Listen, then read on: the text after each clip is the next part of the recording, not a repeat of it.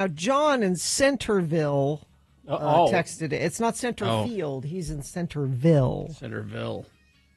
But that should be like the theme song of Thanks for clearing that up. Center. Everything sounds weird. Why does it sound weird? I don't know. No idea. It's something different every day. I don't know. Every You day agree there's it sounds something. weird? Yeah, every day there is something wrong with this board.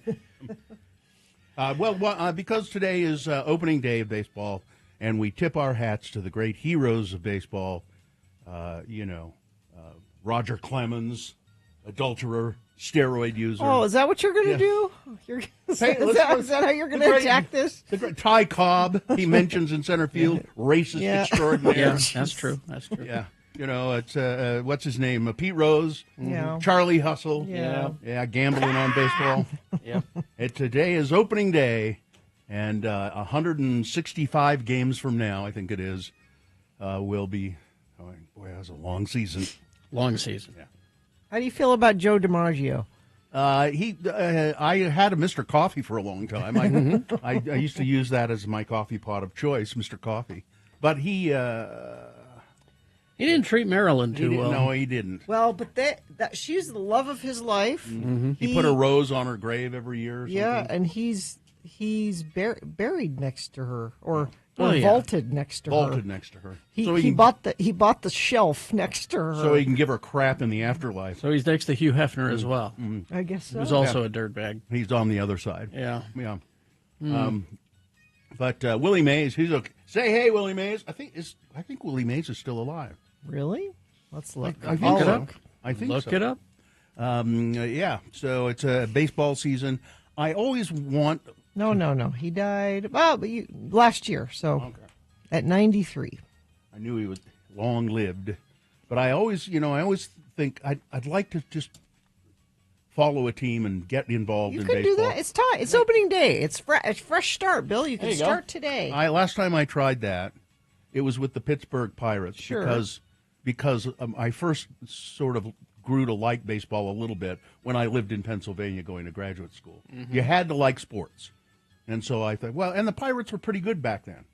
But since then, they've just sucked. And so I tried to follow them 5 or 6 years ago, and they were so bad I just gave up. I couldn't. But see, if you're a real fan, you stick with it. Right. Well, I'm not a real fan. They play the Marlins today, Bill, at 2 o'clock.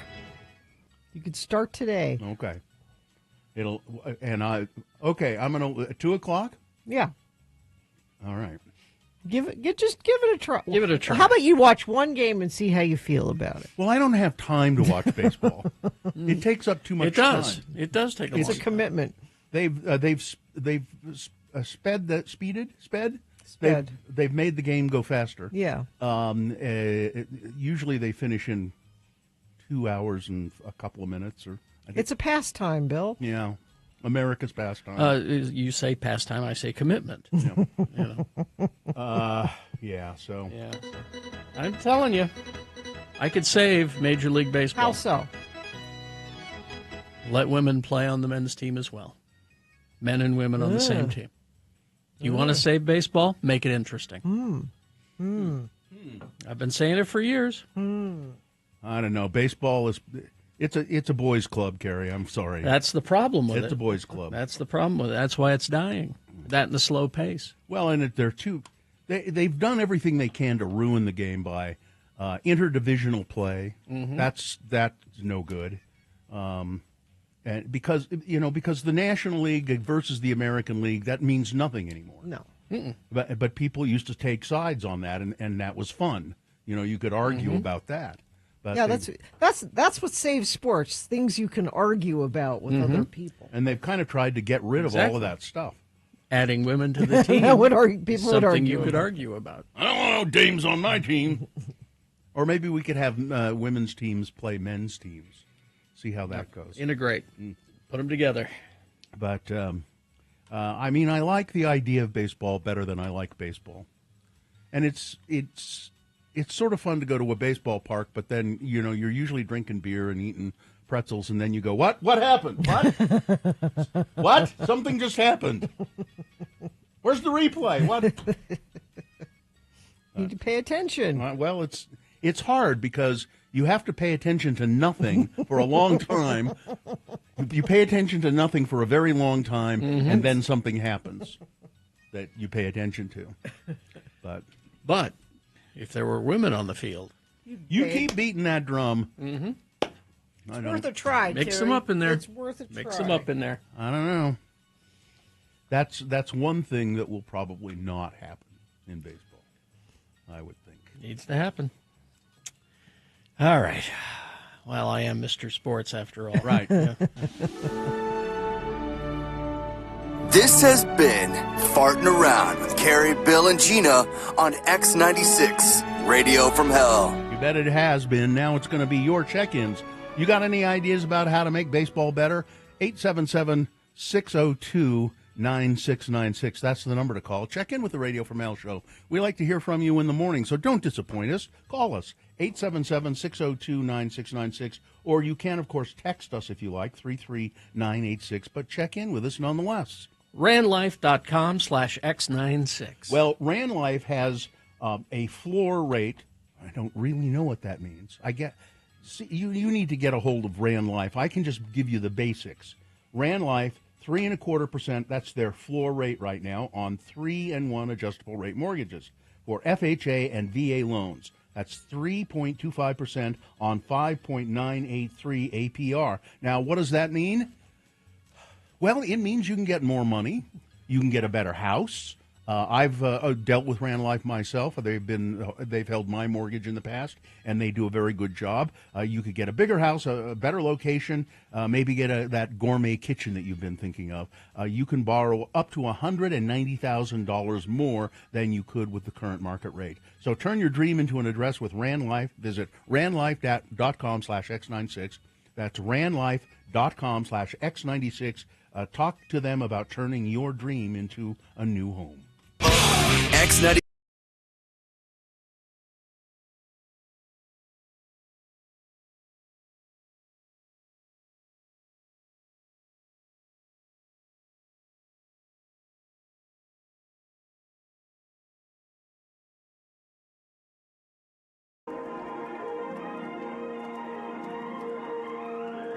It's often said that people of Utah speak a language all their own. It's a language that's often confusing and even incomprehensible to newcomers here in the Beehive State. So, Radio from Hell presents a handy guide to help everyone understand how the natives speak. It's the Utah word of the day, and today's word is... Florida. Florida, Florida. Today we turn to the Juab County city of Mona, Utah, home of beautiful lavender fields, the Burson Ponds, and the Mona Reservoir, a town that truly lives up to its motto, Mona, Utah. So why not? Let's listen in as the mayor of Mona, Don Criddle, is putting the finishing touches on the latest edition of Mona Community Notes. He's interrupted by his son, Denver Criddle. Again, the word is Florida. Now, let's see. Just to remind you, my fellow Monanites, or Monans, or Moners. Oh, hell, I never know what to write. It's my own damn city. Anywho, remember, the Green Waste site will only be open on Fridays and Saturdays from 8 a.m. to dark. And it's weeds and grass only. Limbs and manure, they go out to CR Mulch out on North Highway 91. No grass there. Signed, Mayor D. Criddle. Daddy, What? Daddy, I need to ask you a question about last month's Mona City Fall Festival that we had right here in Mona City last month. Well, if you want to ask if you're in any trouble because of that unfortunate, well, let's call it accident that you was involved in the pumpkin chunking event, the answer is no, you ain't in any trouble. I'm sure glad of that, Daddy. I didn't mean to launch my pumpkin in the direction of Aldine's cat. I didn't even see him. Well, it turns out Fuzzy is just fine. The pumpkin just grazed him.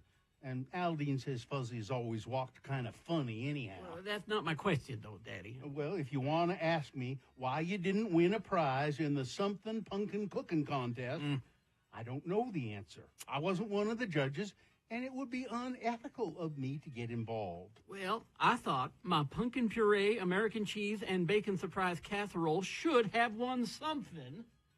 But that ain't my question either, Daddy. Well, what is it, son? I got to finish up this here newsletter. It was them dancers that performed from the Relieve Studio Dance Group. Oh, no, son, I think it's pronounced Relevé. Relevé. I think it's a Jewish word for a kind of dance thing they do. Okay, well, whatever. I just wanted to know, what is the name of that cute girl that was like the leader of them dances? I mean, she was real cute, Daddy. Well, Denver, yes, she is a cute one, and I happen to know her name. She's Elba and Moss Jensen's kid. Her name is Flora. Flora. Mm-hmm.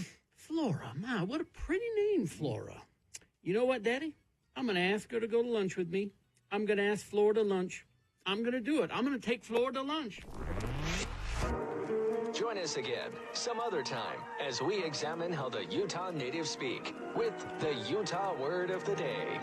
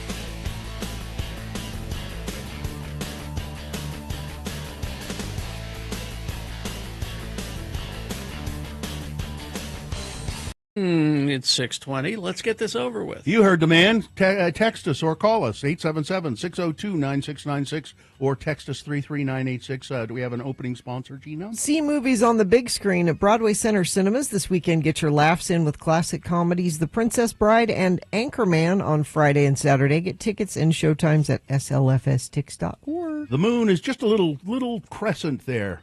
It's 5.5% of full. The moon will rise today at 6:29 a.m., today being Thursday, the 27th day of March, in the year of our Lord Jesus Christ, 2025. You sound in pain. Jeez. Look around you. But the good news, it's International Whiskey Day. And it's also Major League Baseball opening day, as we've been discussing. I meant to look some of these up. Quirky Country Music Song Titles Day. You know, just a weird... All my exes live in Texas? Yeah, that kind of thing. It's What Am I Going to Do with All This Paella Day? And it's World Theater Day. And this is an all-new edition of the official morning show of Paella. It's the Radio from Hell show, starring the Lords of Morning Radio. Carrie Jackson, right there. I'm Bill Allred. Over there, Gina Barberi. Katie for short is our fine producer. And it's Maya helping out today. If you want to save this list for later, this might be a good list. What's that? Of quirky country music. Okay. Oh, you've got some. Good. I meant to look it up. There's a bunch. Yeah. So we'll get to that. We'll have some time for that later. Okay, good. And now we'll go to your check-ins at 877-602-9696 or 33986. We got a couple of calls there. Begin with Stephen. Hi, Stephen in Salt Lake. You have some comments? Good morning, my lords. Good morning. You got some comments about baseball? I do. Carrie, you were wrong. Baseball's already been saved. How? Have you heard of banana ball?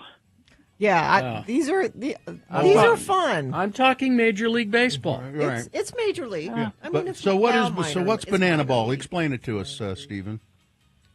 Imagine a baseball game that can't last more than an hour and 45 minutes with neon uniforms, synchronized dancing, and lots of songs. It's kind of like Harlem Globetrotter Okay, baseball. I'm not seeing the Minnesota Twins doing any of that. No, probably not. But you're right. They should. It would if they all did this. It would be better. Exactly. Have you seen it, Stephen? Actually, I heard about it, and then in February I went down to Glendale to check it out. Glendale. It was more fun. Where? Arizona. Arizona, okay. It was a lot more fun. And I lived in Chicago for about 4 years, and I went to the Cubs games. Mm-hmm. It was a lot more fun. All right. Well, banana ball. Banana ball for All everyone. right. Thanks, Stephen. All right, Stephen. Yeah. Thank You're you. welcome. Tom is here. Hi, Tom in Salt Lake. What's up with you? Oh, good morning. I'm having a good morning. I got to get some yard work done before the rainy days next couple of days. So just taking the day off, do some yard work. I think everybody's doing that. Do you have a big yard? No, not too big, not too big. So I do need to find someone to help me with it someday because it's, it's getting kind of like baseball, It's daunting. It's daunting. It's daunting. It takes a long time. It's a commitment. My yard is a Yeah, commitment. it takes a long time. Yeah, I don't. I the hate thing that I have a yard problem work. with, the problem I have with some sports is the comments. Today we're playing. We've got to be on our A game. Those kind of comments just don't do it for me when I'm listening. So, Yeah. but to be at the game, it's the best. Yeah, it's fun. You're not. We're not going to win. We lost because we didn't want it enough. Mm-hmm. They wanted it more than we did. Exactly. All right, Tom. Thanks Enjoy for checking outside in. today. Why did you play? There wasn't enough hustle. Yeah. See you later. All right. Sketchy Blake of Ogden checking in. It was nice sleeping with the window open last night. Let's see. Were you there, Gina? Well, I know. I slept with my own Oh, window with your own. I open. thought you were maybe with Sketchy Blake. Mixer driver Shane, 3 years sober today. Excellent, Shane. Right wing Wade checking in. They now have Paul Skeens. He's awesome. No idea. I'm sure it's the Pittsburgh Yeah. Pirates would be my guess. No Pirates, just be a Red Sox fan. Even the Trump family hates them. Okay. Bus driver Troy checking in. Can you podcast baseball? I'm sure. I guess. I don't know. Podcast anything. Let's see. Baseball has been saved record viewers last year. Yes. There were? Compare that to years past. You'll see a decline. Sorry.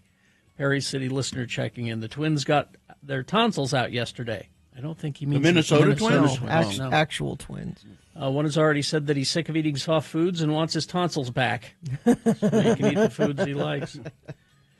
You can have all the ice cream you want. Zane of Dallas checking in. Kind of cool living in a city that has all four major sports. Yeah. What did handsome Bill Allred have for dinner? You'll find out. All right. Layla from Pleasant View checking in. Emmett the pool guy checking in. Tree of Maine checking in. Mike in Nashville checking in. Already looking forward to next season pitchers and catchers report, February 10th, 2026.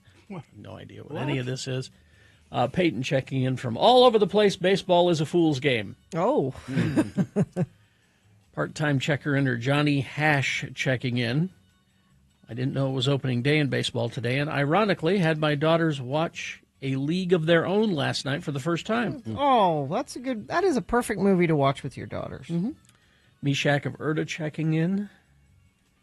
Lance of Vineyard checking in. Please be sure to head out and grab your Lance supporter and support me. Lance, I'm Lance. Support me, please. Oh, the Lance supporter from yesterday. Yeah. Mm-hmm.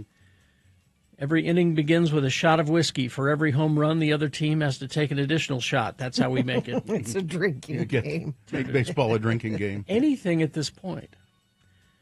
Let's see. Johnny B checking is it wrong of me to just be okay if baseball just goes away? Oh. Patrick, the friendly neighborhood middle school teacher checking in, counting the days till spring break. The Savannah Bananas will save baseball. They're fun. Go look at some videos of it. They're fun. Woodworker Willie, Ella the Nanny. Chef Roy checking in. I will definitely be celebrating International Whiskey Day. Biker Michelle headed to Galapagos and Machu Picchu. Wow, you're adventuring. Going to the Galapagos. Ooh. Yeah. They have that big tortoises there. Mm-hmm. Tristan from the most west of Jordan's checking in. Michaela Verino, present. Weber State Jake checking in. Let's see. Morning, Kevin from Layton checking in. Morning. Big shout out to the staff at the VA. Oh, yeah. You guys Things are harder than ever for having you a guys. tough time. Amen. Ashley checking in. You have to cover the story. It's crazy. And then she sent a link. So Email send us, that to Ashley. the news desk, yeah. Is Kerry going to play his baseball drops today? Oh, our Lionel Elgin? our announcer, Lionel Elgin, who loves the game of baseball. Loves it. And maybe if he you loves the players. Maybe if you loved it like he loved it, Carrie. Maybe that. Maybe. Well, I'm trying to get women to play, so, you know. There you go. Traffic, Gina, please. Our early traffic report from Dan of Evanston. Traffic moving okay through Kansas City, Missouri, building a bit. Thank you for joining me on this journey. Yeah, Infiniteam is everywhere. Let us know what you're seeing. Right Wing Wade says checking in from I-15. Both lanes and directions running smooth. I've already been out to the airport and back. I was actually driving on the roads this morning. And I'd like to, hats off to the airport, by the way. I don't know if this is Mayor Mendenhall. I suspect it is because she's got the rainbow lights on at the city and county building. That's her. They have rainbow lights on at the airport. And I say, thank you for that, Madam Mayor. All right. We will take a break. We'll be back after some messages and a song with Big Boy News. And Frank Christ presents They're Fine, They're Just Fine. It's the Dead Celebrity Game. I'm going to give you a list of celebrity names. 3 of those celebrities are just fine. One of them is dead. If you pick the dead one correctly, you'll win a fabulous prize. We'll tell you all.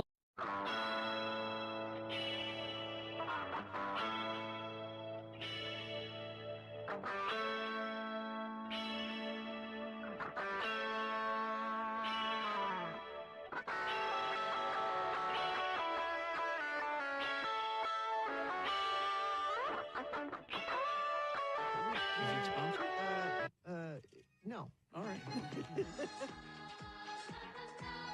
Best question of the week is just what it sounds like. Send us a question about anything, and we'll answer it. Email us, radiofromhell@x96.com. Put best question in the subject line, and perhaps we will read your question. I've got a couple because these are just kind of quickies. All right. So maybe it's best questions of the week. First one is, who's the best Batman? Well, Gina. Lewis Wilson.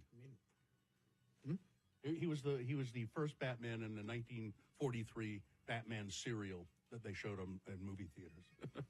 All right. I just looked that up just to. I mean, I'm a Michael Keaton Batman. Yeah, I would.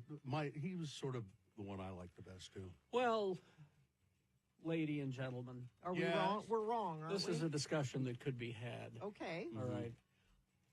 My answer is the next one. You just want more. You just want more Batman? Is it? Yeah. No, I think you have your Batmans for your situations.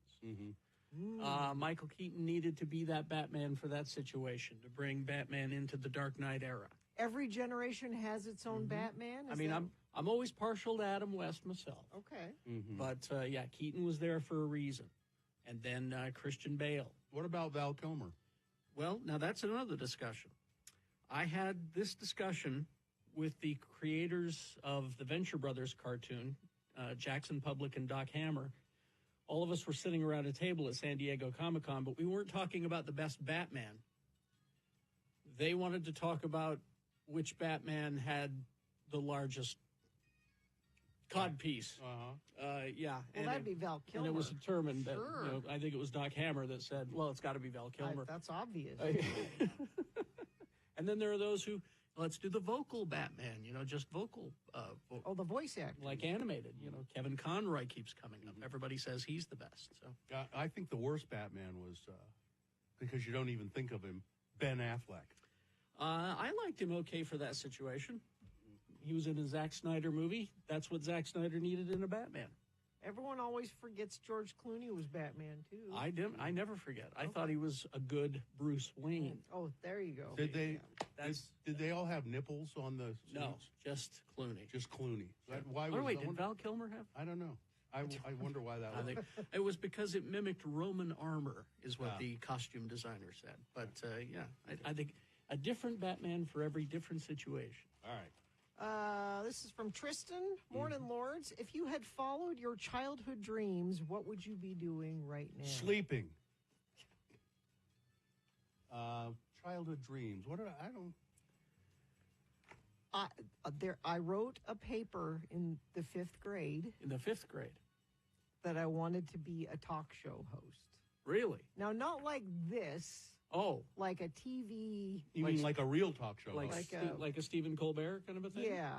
Or like a daytime talk show host. Well, why don't you do that? Well, in podcast form.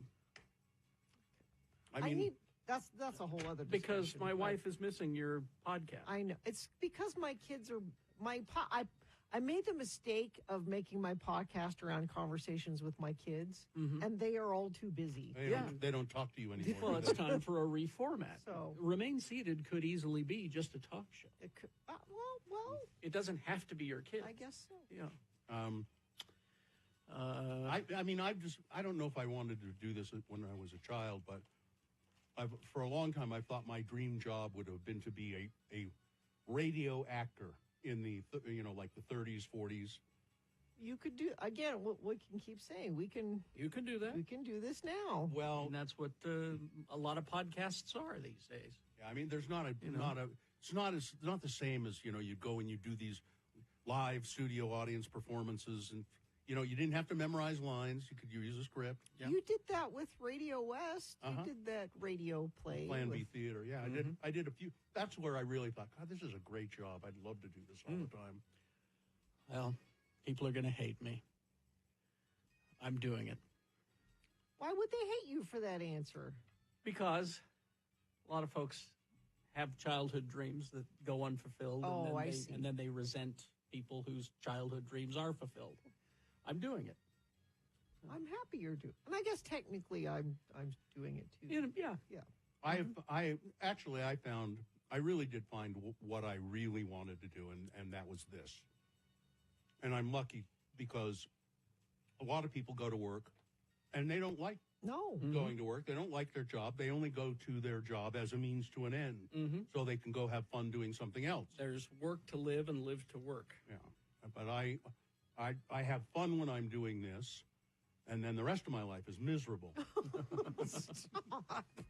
And then quickly, if you were a dessert, what would you be? If I were a dessert? Yeah. A dessert? I would be delicious. I mean, s'mores are my favorite dessert, so... I thought you'd be a Pop-Tart. Oh, I do like a Pop-Tart. But that's not a dessert. You informed me this morning it's a breakfast food. It's breakfast food. It's just, I love a s'more. That's my answer. Any kind of pie. Any kind? Yeah. Fruit or dessert pie? Probably a fruit pie. Okay, we're narrowing it down. See? Cake and ice cream mixed up in a bowl. Yeah, that's good. Stirred up into a paste. Delicious. Yeah. Love it. See, we'll answer just about any question. No matter how inconsequential it is. Radio from Hell at x96.com. Put best question in the subject line. Have you guys ever been asked what you'd do if you had an unlimited supply of money? Certainly not this. I'd be traveling.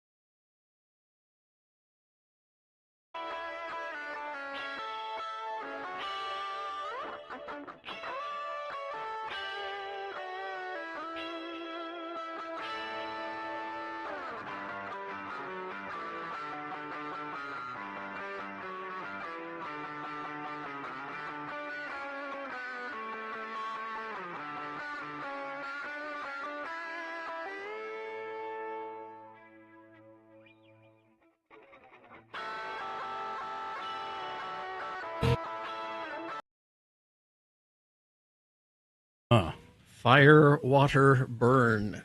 An oldie. If you know, you know. Yeah. I never could figure that song out at all. Just what are they? Huh? You don't have to. It's not much just to let it. it be. What are they? I don't know. Okay. It's okay, Bill. It's still confusing me. Time for some big boy news and opinioendo. And right after that, it's Frank Christ presents They're Fine, They're Just Fine, the Dead Celebrity Game.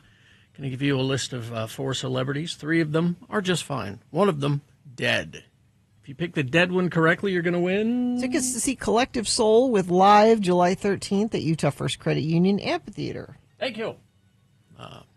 877-602-9696. Line up as soon as you'd like to try to get those Collective Soul tickets.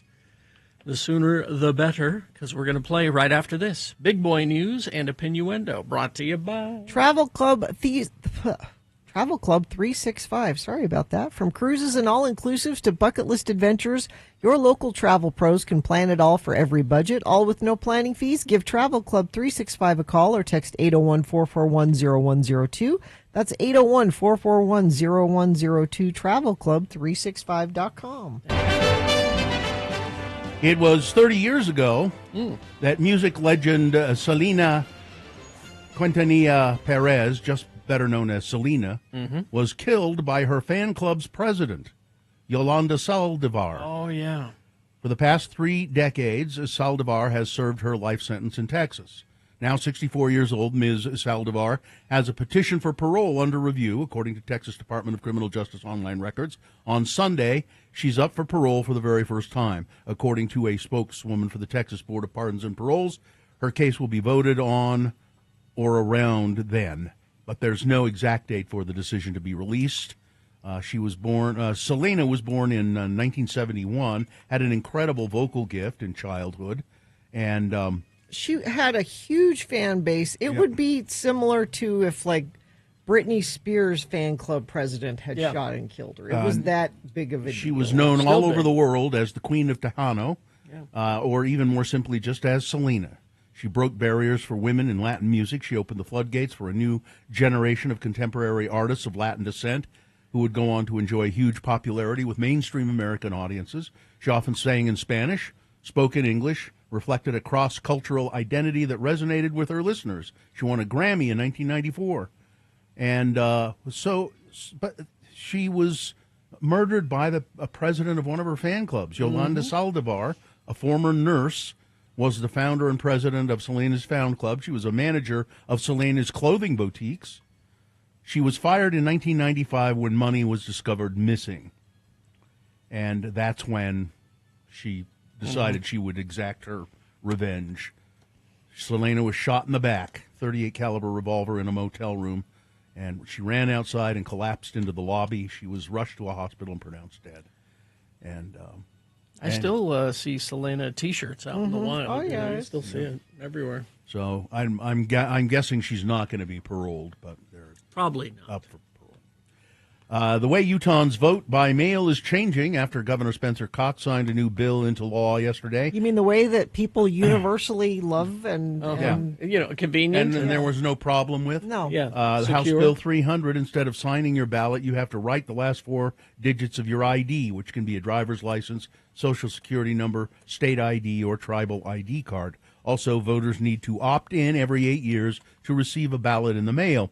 Iron County Clerk John Whitaker spoke against the bill when it was in Senate committee, and now he hopes that voters understand the new guidelines, including the one that election officials need to have your ballot the day of the election for your vote to count, regardless of when it's postmarked.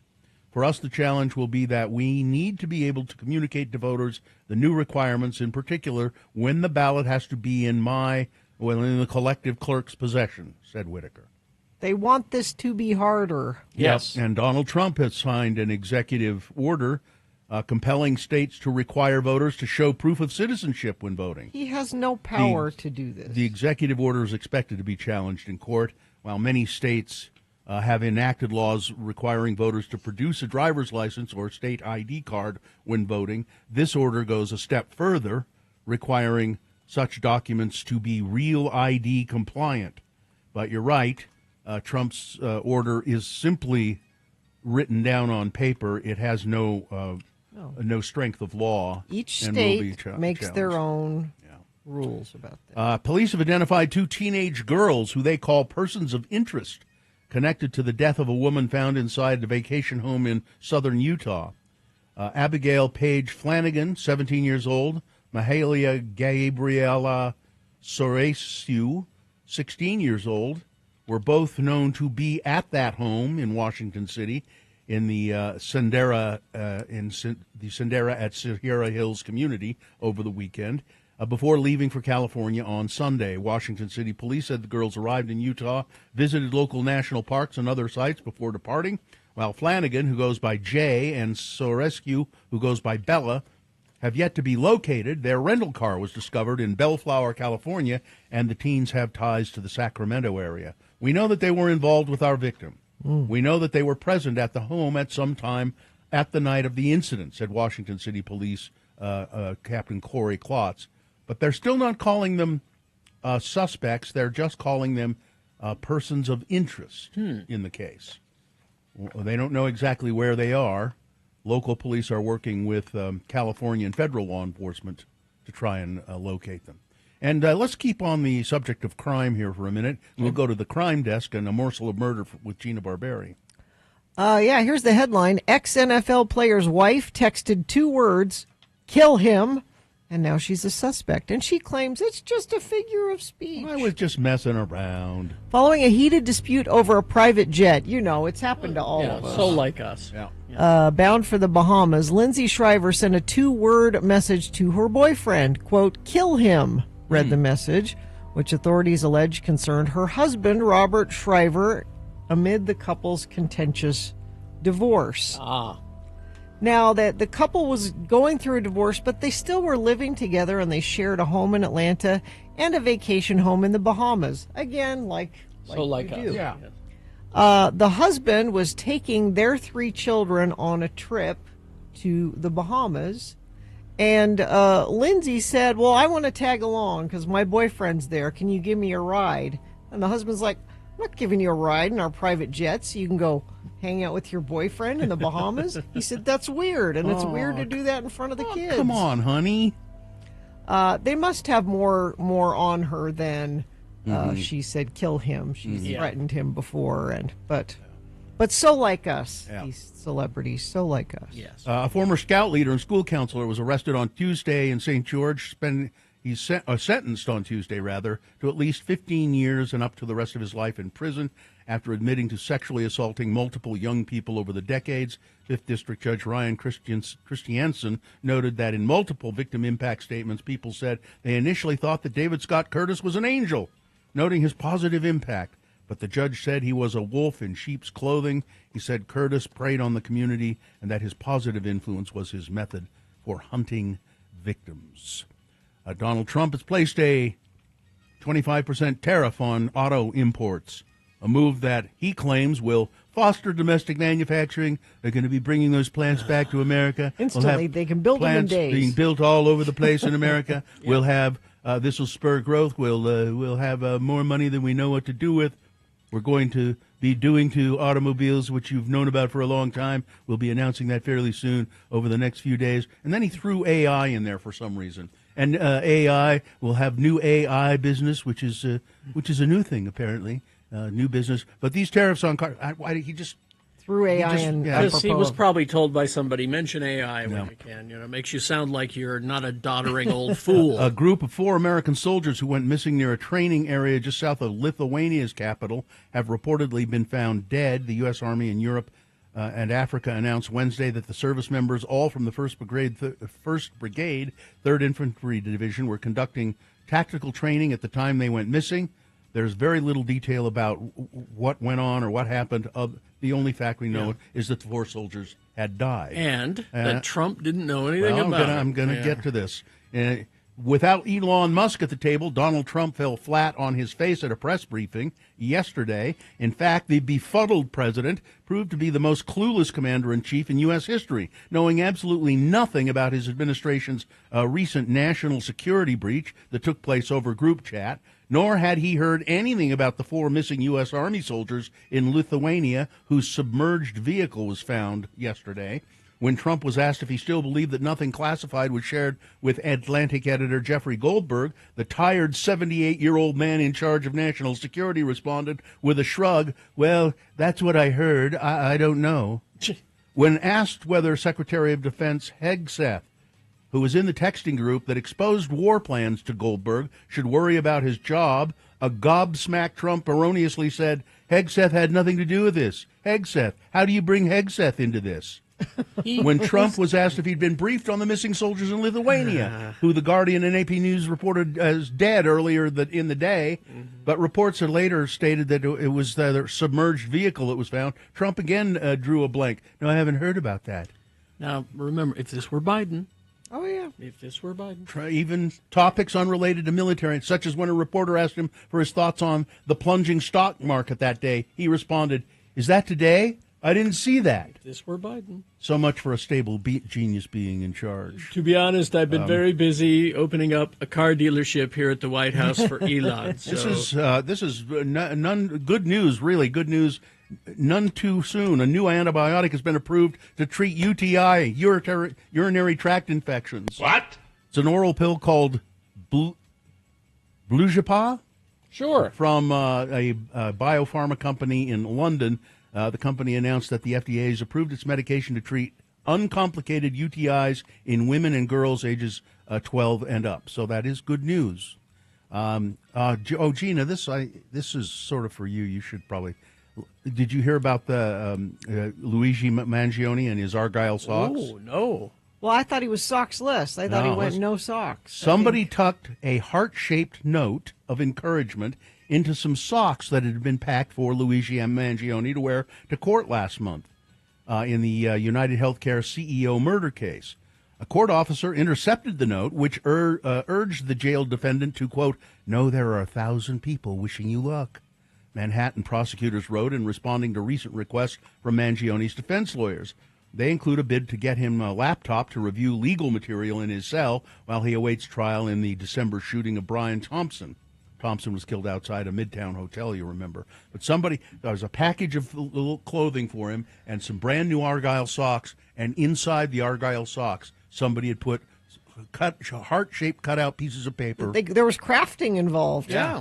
With notes of encouragement to so are you telling me that potential murderer, that the socklessness was not a fashion choice? It was we're not going to let you wear those socks because there was a note. I don't know. Into them? I don't know. I don't know. I think that these socks and this note came after that happened, after he appeared in court sockless. And finally, this: no matter what your age, there's never anything quite like a Rice Krispies treat. I guess.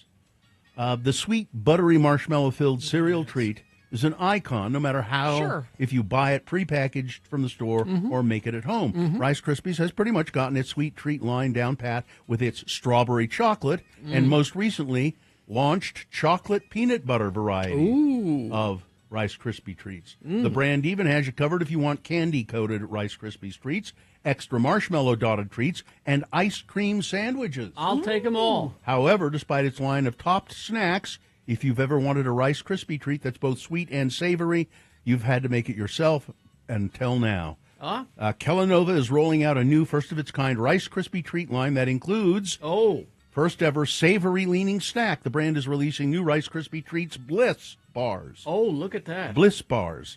Sweet and salty. Multiple toppings. Eat that. Yeah, boy, that's. I don't know that it looks almost frightening. Chocolate sea salt pretzel. Yeah, and caramel sea salt pretzel. I'll eat both of those. Both varieties add salty pretzel pieces and sea salt to the classic marshmallow cereal treat.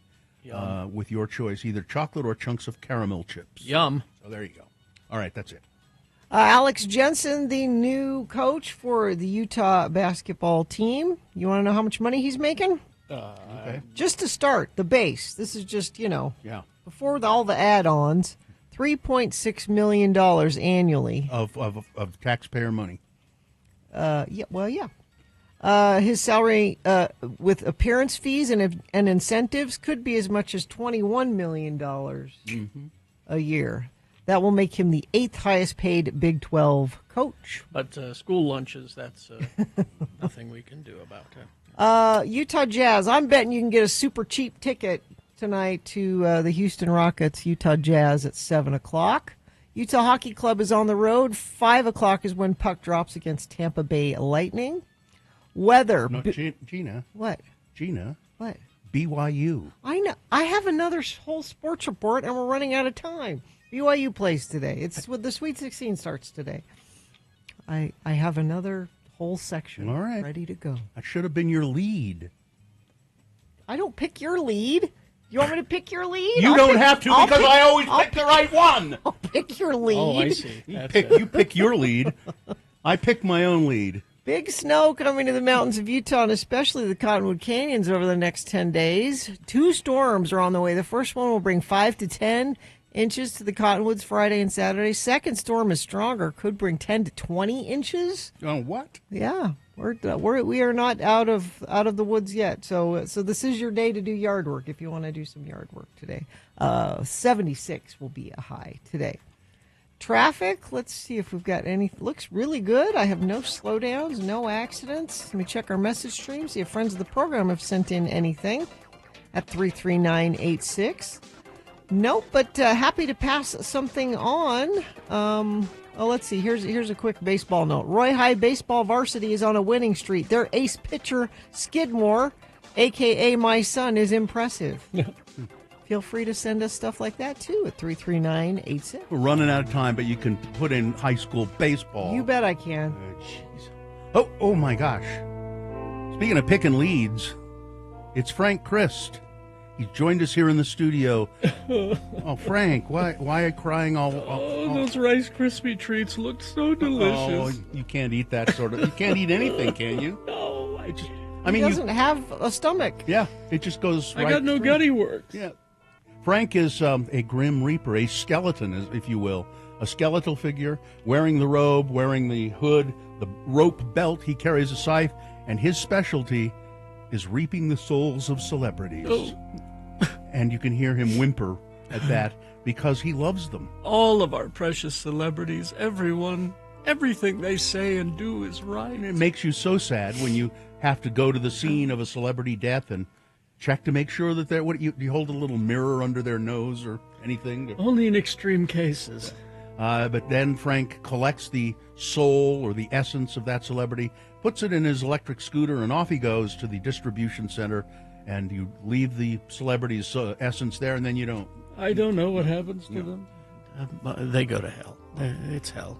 Frank joins us to play the game we call Frank Chris Presents. They're fine. They're just fine. He's given me a list of 4 actors, and on this list of 4 actors, well, one of them Frank has taken. But the other 3... Oh, they're fine. They're just fine. And if the contestant can pick the dead celebrity out of this list of 4, they'll win a prize. And who is the contestant? Chris is here. Hi, Chris. How are you, Chris? Good. How are you? I'm fine. I'm just fine, Chris. Gina, can you tell Chris what he might win if he selects the dead celebrity? Tickets to see Collective Soul with Live July 13th at Utah First Credit Union Amphitheater. And let me rephrase that. It's not that you might win that if you select it. You will win that if you select the dead celebrity. Are you ready to go? Okay. I'm ready. All right. Because it's World Theater Day, Frank has given me a list of actors in movies about the theater. Here we go. Select the dead celebrity. Number 1, Tom Wilkinson received numerous awards, including a BAFTA, Golden Globe Award, an Emmy, as well as nominated for 2 Academy Awards. He became known as a character actor. You'd recognize him if you saw a picture in movies like Eternal Sunshine of the Spotless Mind, Batman Begins, The Best Exotic Marigold Hotel, and The Grand Budapest Hotel.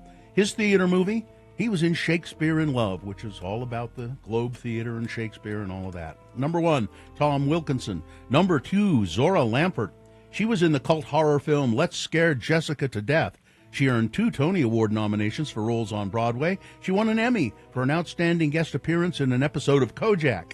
She was a regular in the sitcom The Girl with Something Extra and the medical drama Doctor's Hospital. Her theater movie, Opening Night, about an actress having a nervous breakdown. Number 2, Zora Lampert. Number 3 is Edward Fox.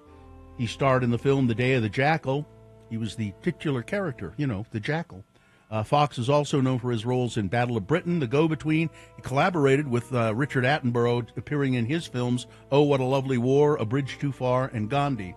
His theater movie, The Dresser, about an aging Shakespearean actor. Number 3, Edward Fox. And finally on this list, Chaz Palminteri. Best known for his film roles in A Bronx Tale, which was based on his play. He wrote that of the same name. Bullets Over Broadway and The Usual Suspects. He was also in Mulholland Falls, A Night at the Roxbury, and Legend. His theater movie, the aforementioned Woody Allen movie, Bullets Over Broadway. That's Chaz Palminteri. Who of those 4 actors is dead, Chris? I'm going to guess number 3. Edward Fox? No, he's fine. He's quite elderly. You're right. I'm working on him. He's 87. Listen, we're going to give you another chance here, Chris. Listen very carefully. Is it Zora Lampert, Chaz Palminteri, or is it Tom Wilkinson, Chris?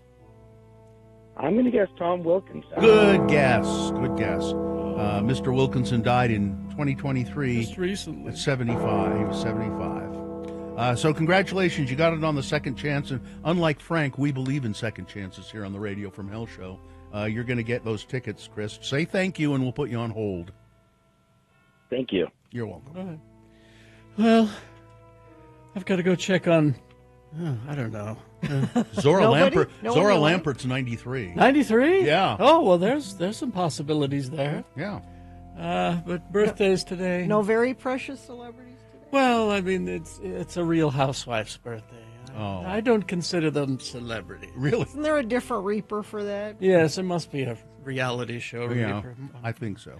But I'm going to go check on Quentin Tarantino, 62 today. Oh, I think he's fine. Just keep my feet away from him. And goodbye, everybody. Goodbye. Goodbye, Frank. I'm leaving. I promise. There he goes. He's leaving. What is the scooter? Come on. Is the scooter? There. There. Bye. Everything looks fantastic. I see no slowdowns or accidents, and you haven't sent any in either. But you can if you see something. 33986. Business owners, do you owe $15,000 or more on employment taxes and don't know what to do? McClure and Stewart, your local trusted tax attorneys. Go to McClureandStewart.com today. Now, all this Rice Krispie treat talk, I saw these in the store at Harmon's last time I was there. This is really a thing, huh? And I should have picked them up. Rice Krispie treats Peeps. So Now it's a Rice Krispie treat inside of a marshmallow. it looks like a chick, like Yeah. a peep, and you break it open, and there's Rice Krispie And there's Rice treat in Krispie it. treats. I should have picked it up. I should have. 10 chicks per pack, it says. Anyway, all right, we will take a break. We'll be back. We got some geek news for you. And, yes, boner of the day, all on the way. And hello, yeah, what? That's a very famous feature that we have created for the radio. Changed the face of radio. We'll explain it coming up. Stand by. KXRK Provo. Missed a morsel of murder.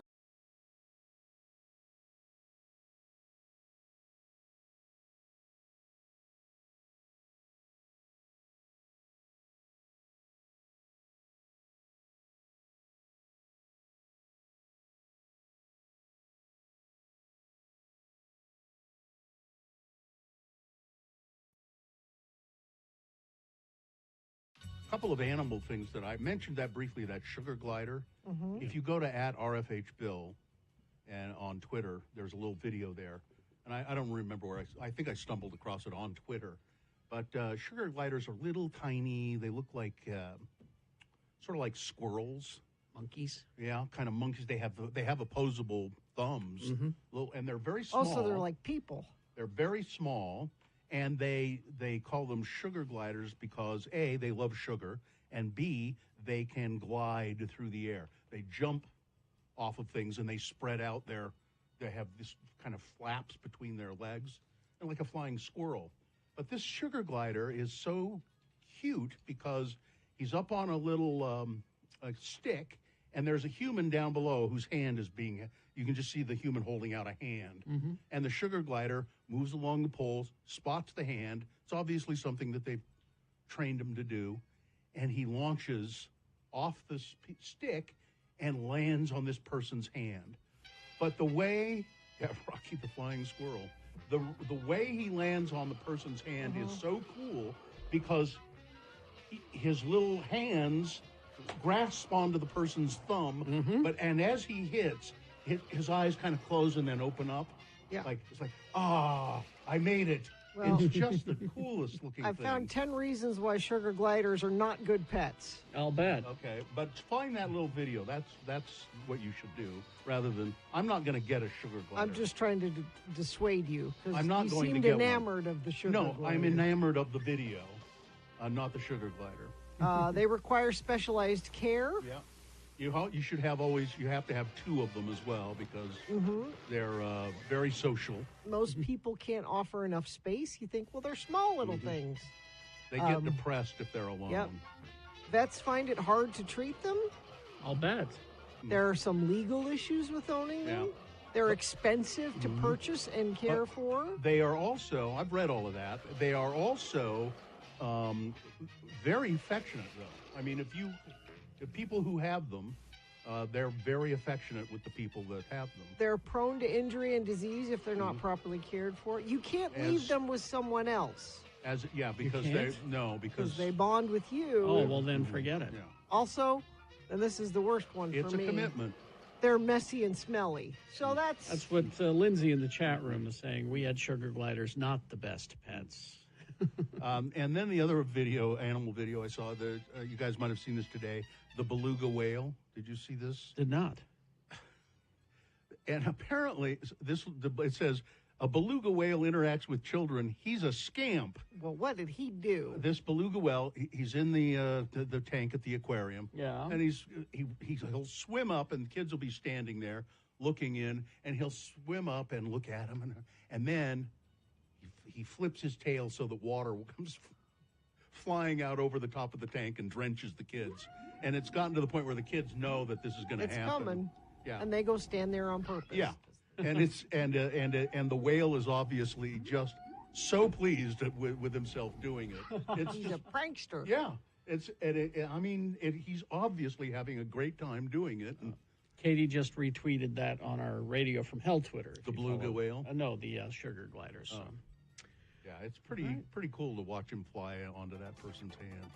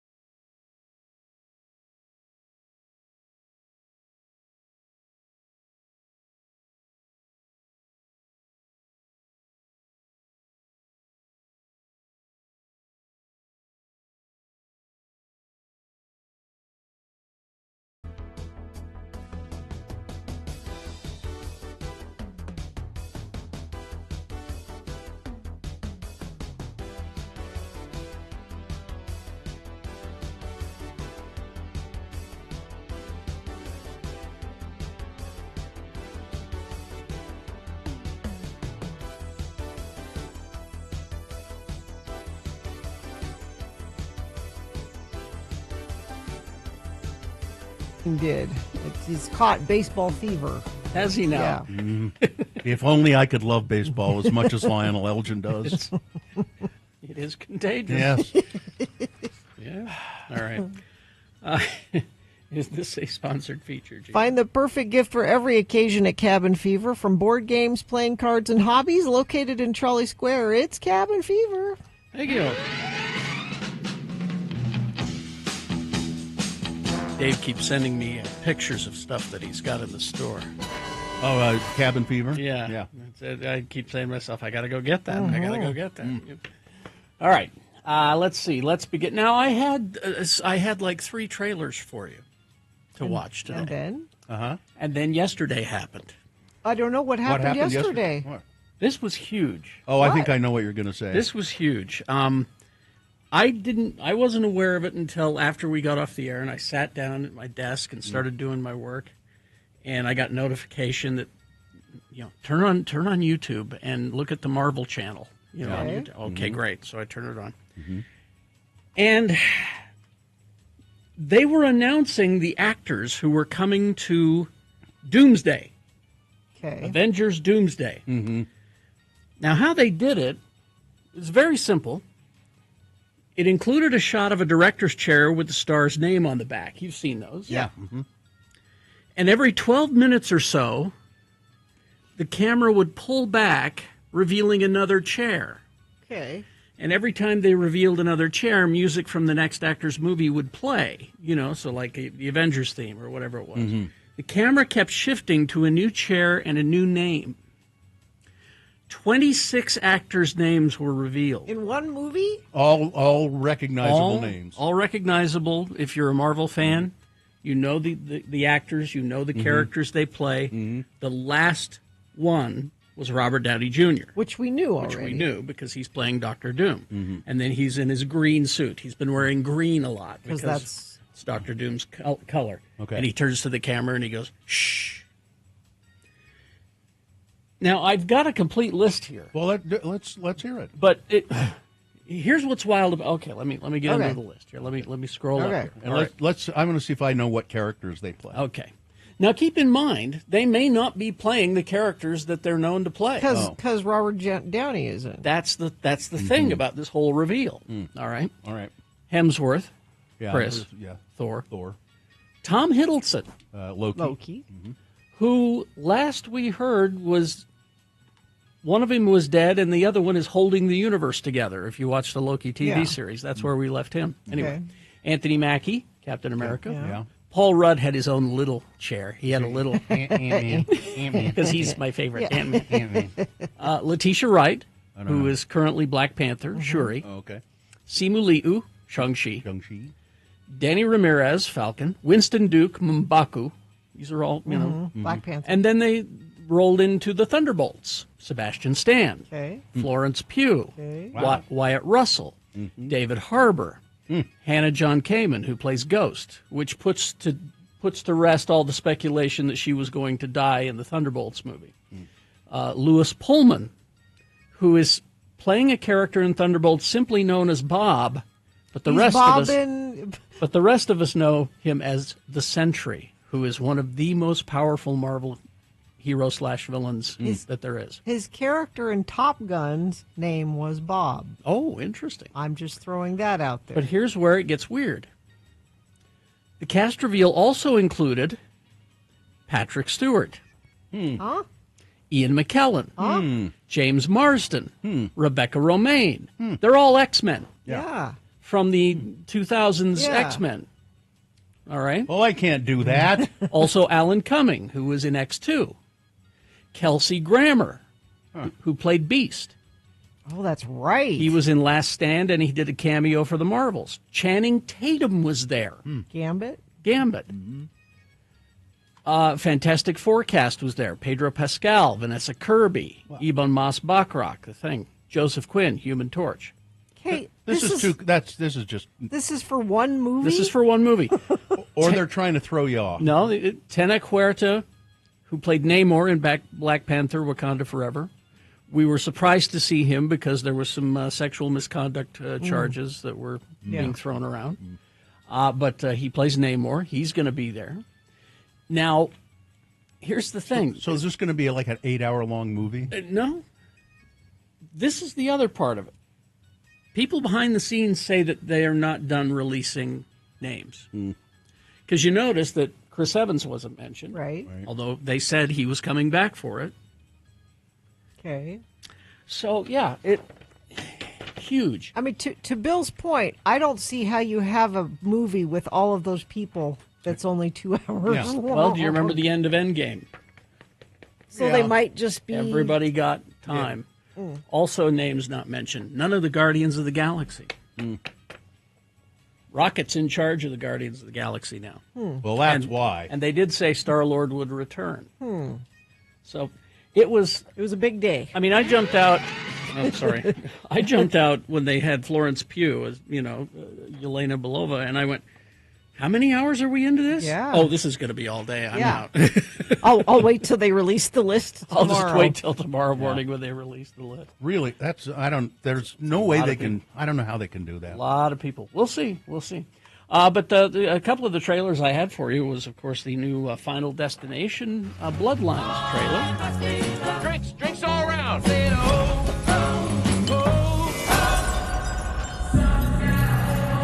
Now, what's interesting about this is that it's almost like a prequel. It's a sequel and a prequel. Okay. Because it goes back to, you ever wonder why death was after all of these people? Yeah. That's what this movie is going to address. Okay. Apparently there was a situation where death was supposed to take a group of people. Okay. Somebody intervened, and so he's decided, I got to go after these other people. I got to get my quota. Got to get my quota in. Anyway, that's an interesting trailer. You should go and watch it. It will make you cringe because there's broken glass. I immediately went, And then there was another trailer for Andor. To be part of something. And you know it's serious when you hear that sound. Anyway, April 22nd on Disney+. Cannot win.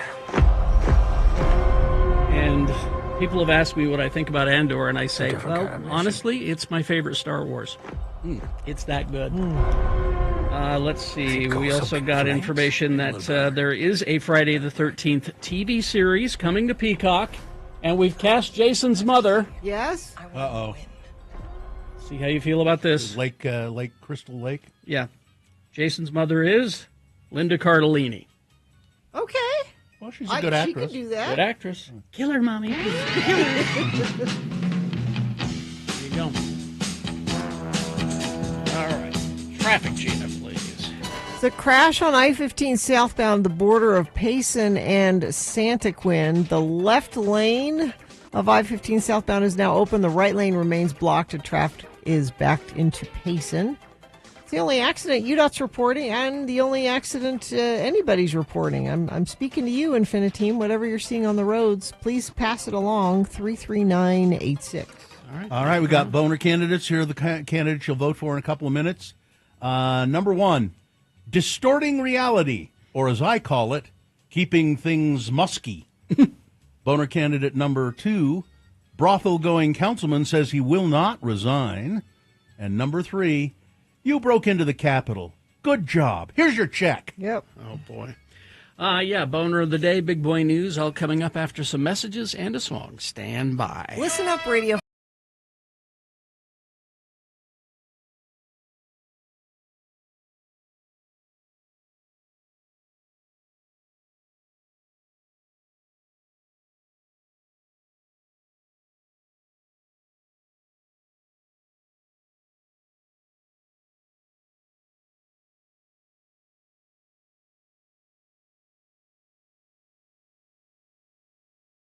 My favorite movies, my list of my favorite movies, one of them is Young Frankenstein. Young Frankenstein. Yeah. Another one is When Harry Met Sally. One of my very favorite movies of old. You must be excited to know, then, that Meg Ryan and Billy Crystal, stars of When Harry Met Sally, are back together again. They're back at Katz's Deli for a Super Bowl commercial.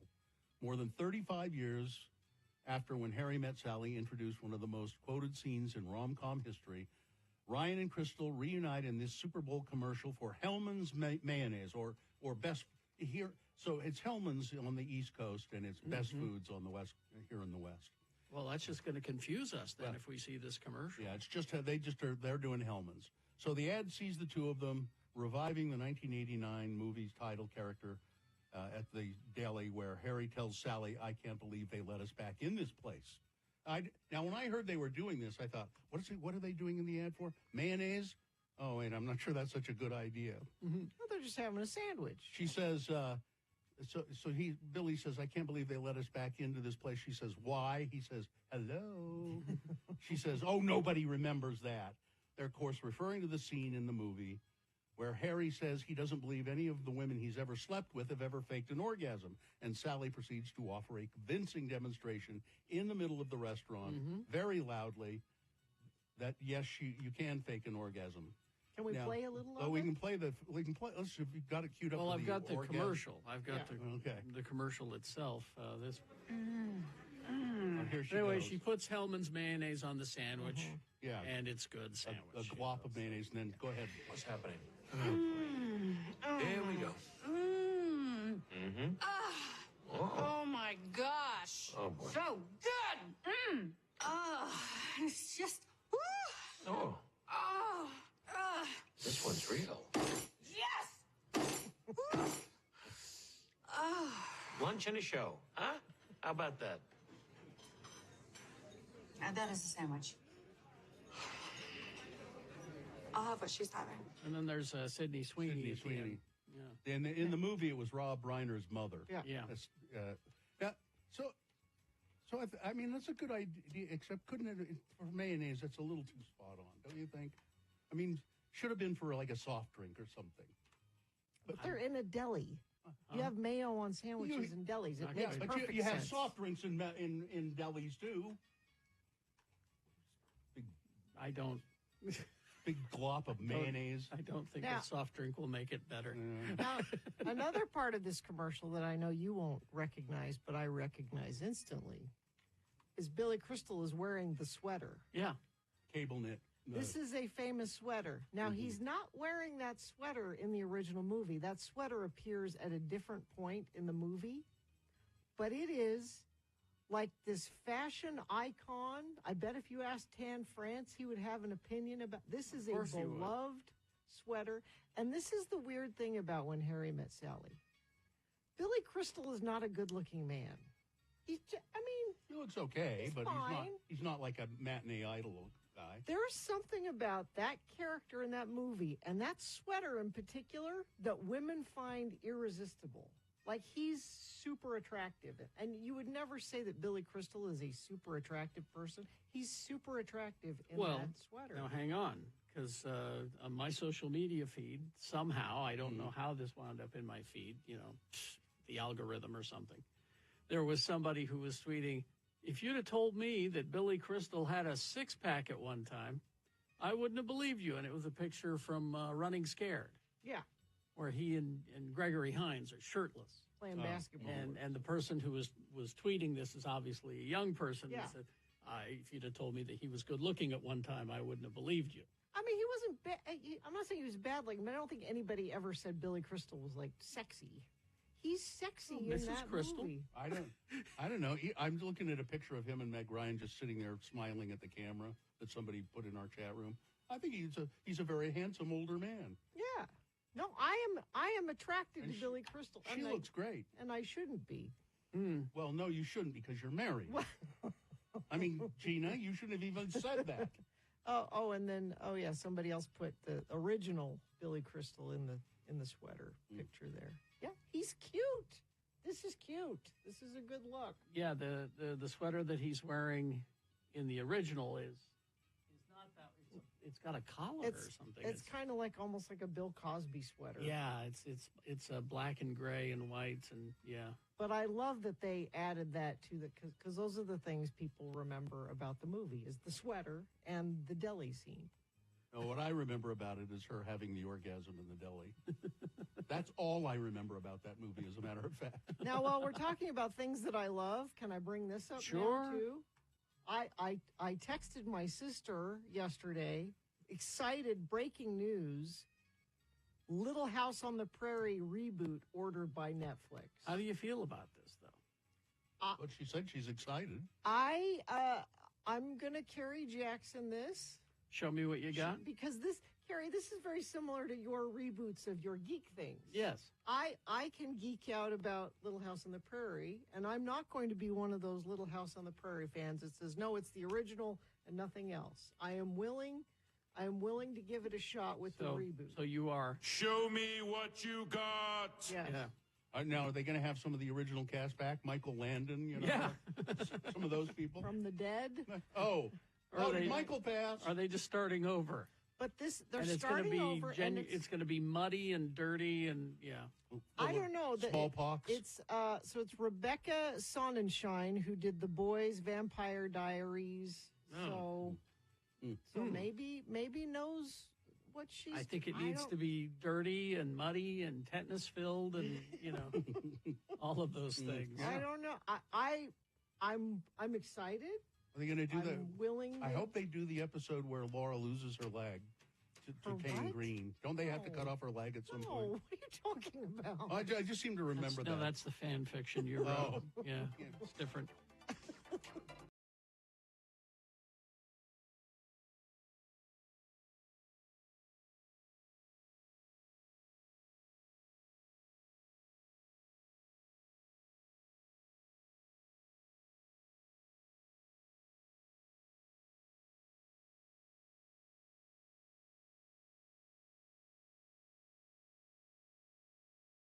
So you have a list, I understand, Gina. I do. A list?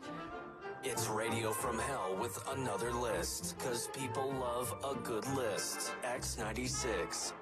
It's 15 clever phrases that instantly humble an arrogant person you're having a conversation with. Oh. Okay.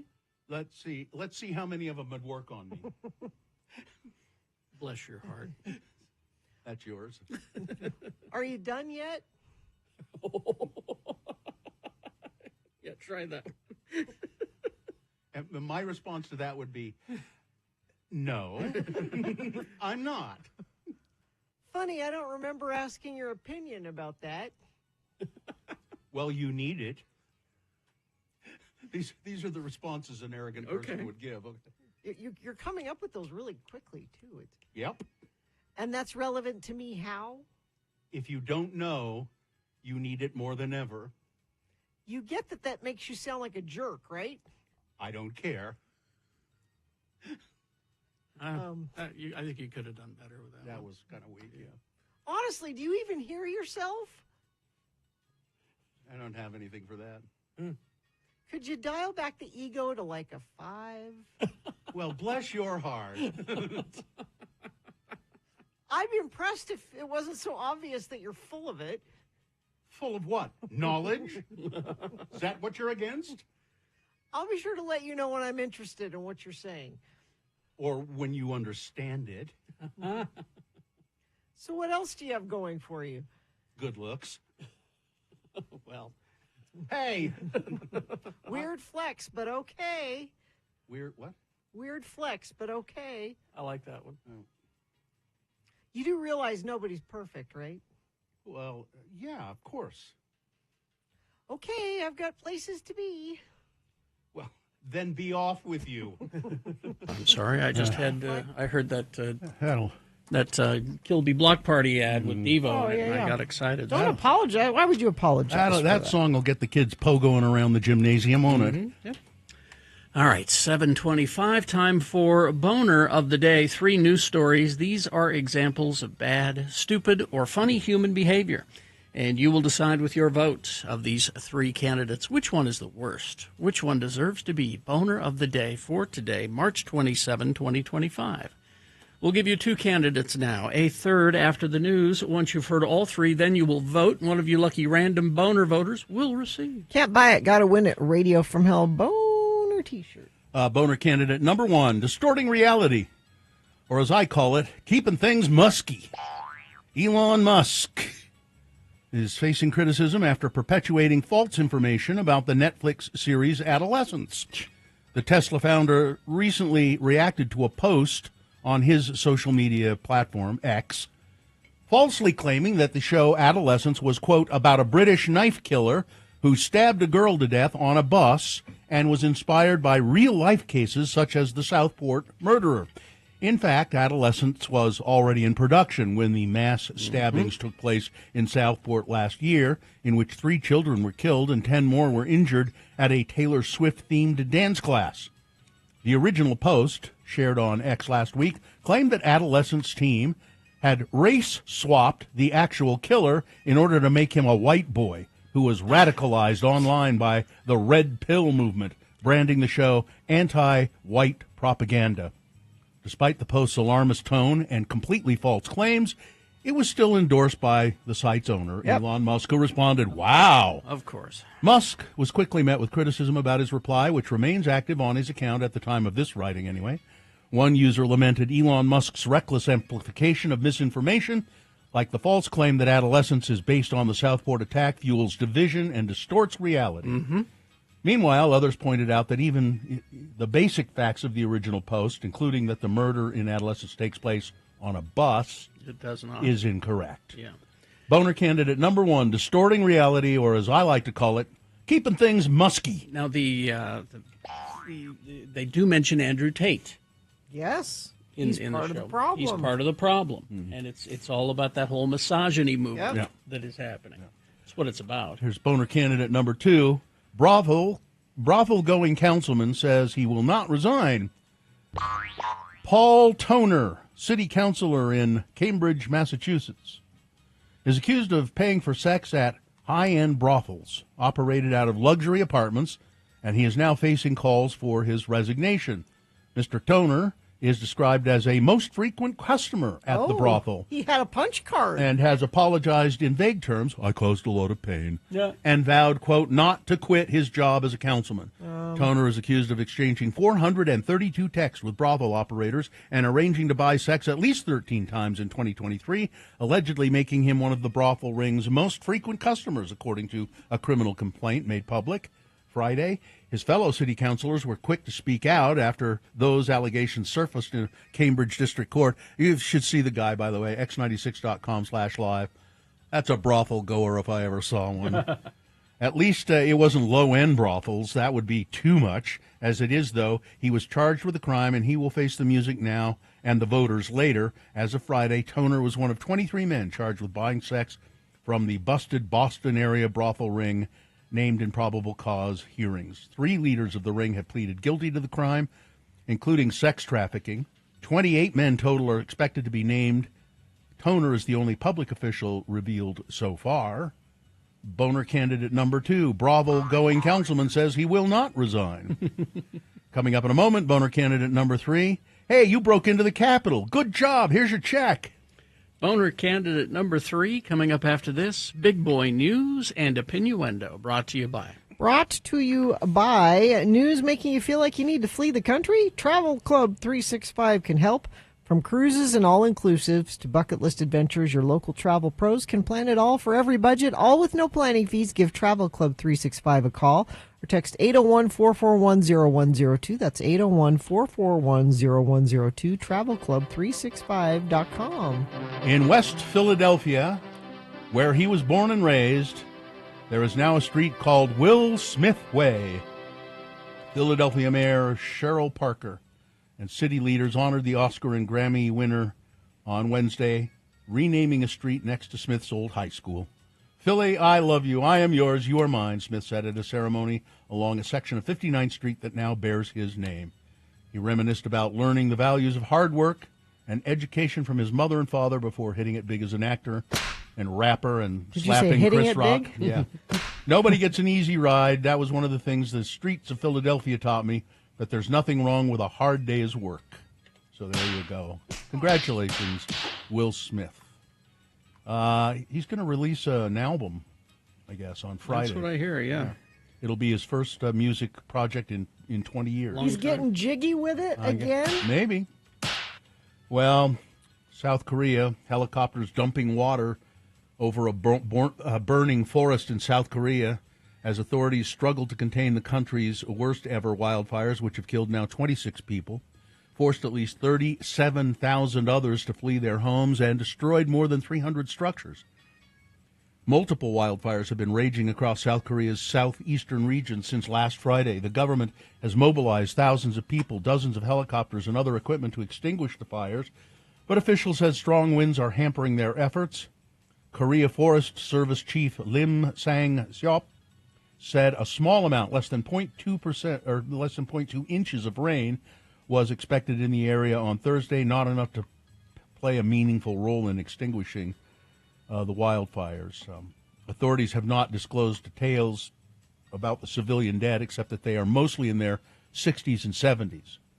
They suspect human error caused several of the fires, including cases where people started fires while clearing overgrown grass from family tombs and with sparks during welding work. It's just, and it's exacerbated, of course, by climate change. Yep. Former Utah Congresswoman Mia Love will lie in state at the Utah State Capitol, allowing the public to pay their respects to the pioneering politician who died of cancer over the weekend. The public is invited to the Capitol on Sunday, April 6th, as Love lies in state from 5:30 to 8:30 p.m. A public memorial service for Mia Love will be held the next day at the Institute of Religion on the University of Utah campus starting at 10 a.m. Mia was a person who really, to the end, was someone who showed bravery, courage, and faith, said her friend Carrie Malkovich. Love battled glioblastoma brain cancer. She was the first black Republican woman elected to Congress, representing Utah's 4th District from 2015 to 2019. 4 people are in custody following a standoff with Unified Police at a West Jordan home last Tuesday. According to Unified Police, the incident started when they found a car linked to a person with multiple warrants. When officers attempted to stop the car, the driver drove away. Police followed the vehicle by helicopter to West Jordan, where they saw 4 individuals walk inside. They called other agencies, including SWAT. 2 19-year-old women, a 27-year-old man, and a 31-year-old man were taken into custody. The owner of the house was not involved, and investigators say the 4 arrested were living in the home's basement.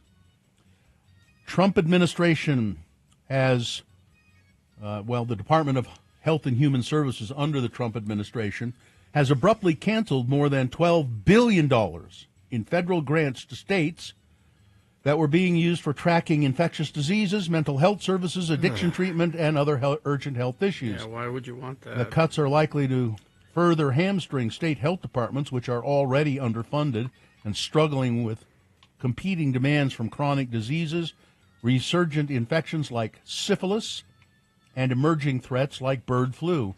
State health departments began receiving notices on Monday evening that the funds were being allocated during the COVID pandemic are being terminated, effective immediately.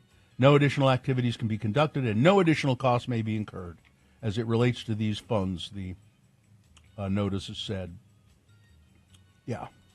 And then the next target of the Doge is the NPR and PBS. Yep. The administration launched a war on public media. We tried to warn you. CEO President Catherine Maher Mayer and PBS CEO President Paula Kerger were appearing in front of the House Oversight Subcommittee on Delivering Government Efficiency, and they were just hectored by Marjorie Taylor Greene. Just, no, you've got to, yes or no, yes or no. You're communist. Yeah. Was Elmo a communist? Somebody, it's just like, what? I just... and it's all, I want you all to remember this stuff, because Americans have such short memory. Oh, by the way, a good thing about the PBS and NPR, the budget bill that Trump signed last week or the week before, whatever it was, actually has some millions of dollars allocated to go to public broadcasting over I think until 2027 or something. Yeah, like I don't that. know if he wants to shut it down. I think he wants to change it to state-run TV. Over 24 Kohl's locations will shut their doors for good this weekend. What am I going to do with my cash? And that's going to that's one in Utah. I don't understand that statement, Gina. The Kohl's Cash. You get Kohl's Cash. You get I don't when know you about shop that. there. You get. I know nothing about that. You get bonus, like you for depending It's on like how a much you spend. coupon. Yeah. It's like And a so Kohl's you can Cash. to bring you back to the store. Yeah. The retail chain announced in January it would be closing 27 stores by April. Now there are still going to be many open all over the country, even though they're shutting down 24. But one in the Kohl's store in Riverton is the one that will close for good on Saturday. Is there one in up there by the Dans? Is that a Kohl's? That was a Mervyn's. Is that a Kohl's now? I don't know. What am I going to do with all my Mervyn's money, Gina? I don't think there are any Mervyn's anymore, Mervyn's are there? bucks. And Dollar Tree is selling Family Dollar to a private equity firm for $1 billion after a decade of trying to make its acquisition of the bargain chain fit. Dollar Tree Incorporated acquired Family Dollar for more than $8 billion in 2015 after a bidding war with rival Dollar General, but it just hasn't worked out. The conditions at the Dollar Tree were bad as it is. I mean, now that it's a hedge fund operated thing, it's going to get even worse for your employees. Chewing gum. You like to chew gum? Sure. It's the latest item found to release mmicroplastics into our bodies. Why, Bill, why do you have to find these stories that ruin everything, including gum? A study from the American Chemical Society found that chewing gum can release hundreds to thousands of microplastics per piece into saliva, which can then be potentially ingested. It is still unknown what harm microplastics might cause, but I'm guessing it's not good. And finally, this: a babysitter in Kansas was putting the children to sleep just outside the city of Great Bend around 10:30 in the evening, and one of the kids kept complaining about a monster lurking in the room somewhere. There's a monster under my bed. And the babysitter said, okay, I'll look under the bed. And there she found Martin Villalobos Jr. hiding under the bed. When the babysitter tried to show the child there was nothing to worry about, she made the heart-stopping discovery. There's a picture of him at x96.com/live. The male suspect was under the bed. An altercation ensued between Mr. Villalobos and the babysitter before he ran from the house. One of the children was knocked over in the commotion. The following morning, the sheriff spotted the suspect in the area and arrested him. Villalobos had once lived at that home but was banned from the property because of an abuse order, authorities said. So there you go. That's it for now. Weather, traffic? So, today, warm, windy, and something's coming. We heard from a friend of the program this morning who was going to be spending all day doing yard work. That's a good idea. Or you could just wait till these several rounds of rainstorms come through over the next week or so and do it after that, I guess. Starting tomorrow, things change. Rainstorms coming in, lower temperatures back down into the 50s. 2 rounds of this could see quite a bit of snow actually up in the cottonwoods. We're not so springy yet, it seems. Traffic. So there's 3 miles of nearly stopped traffic, I-15 southbound through Payson into Santa Quin. There was a single vehicle accident, not sure what happened, but there were some minor injuries. Nobody seriously hurt in that accident, but it is still causing quite a bit of slowage through that area. That seems to be it. I don't have any other traffic sent in via text at 33986, but you can always let us know what you're seeing out there if it's safe for you to text. All right, here's boner candidate number 3. You broke into the Capitol. Good job. Here's your check. Donald Trump is coming under criticism after an interview in which he entertained the idea of giving cash compensation to the rioters who attacked the U.S. Capitol on January 6th in an attempt to overturn the election.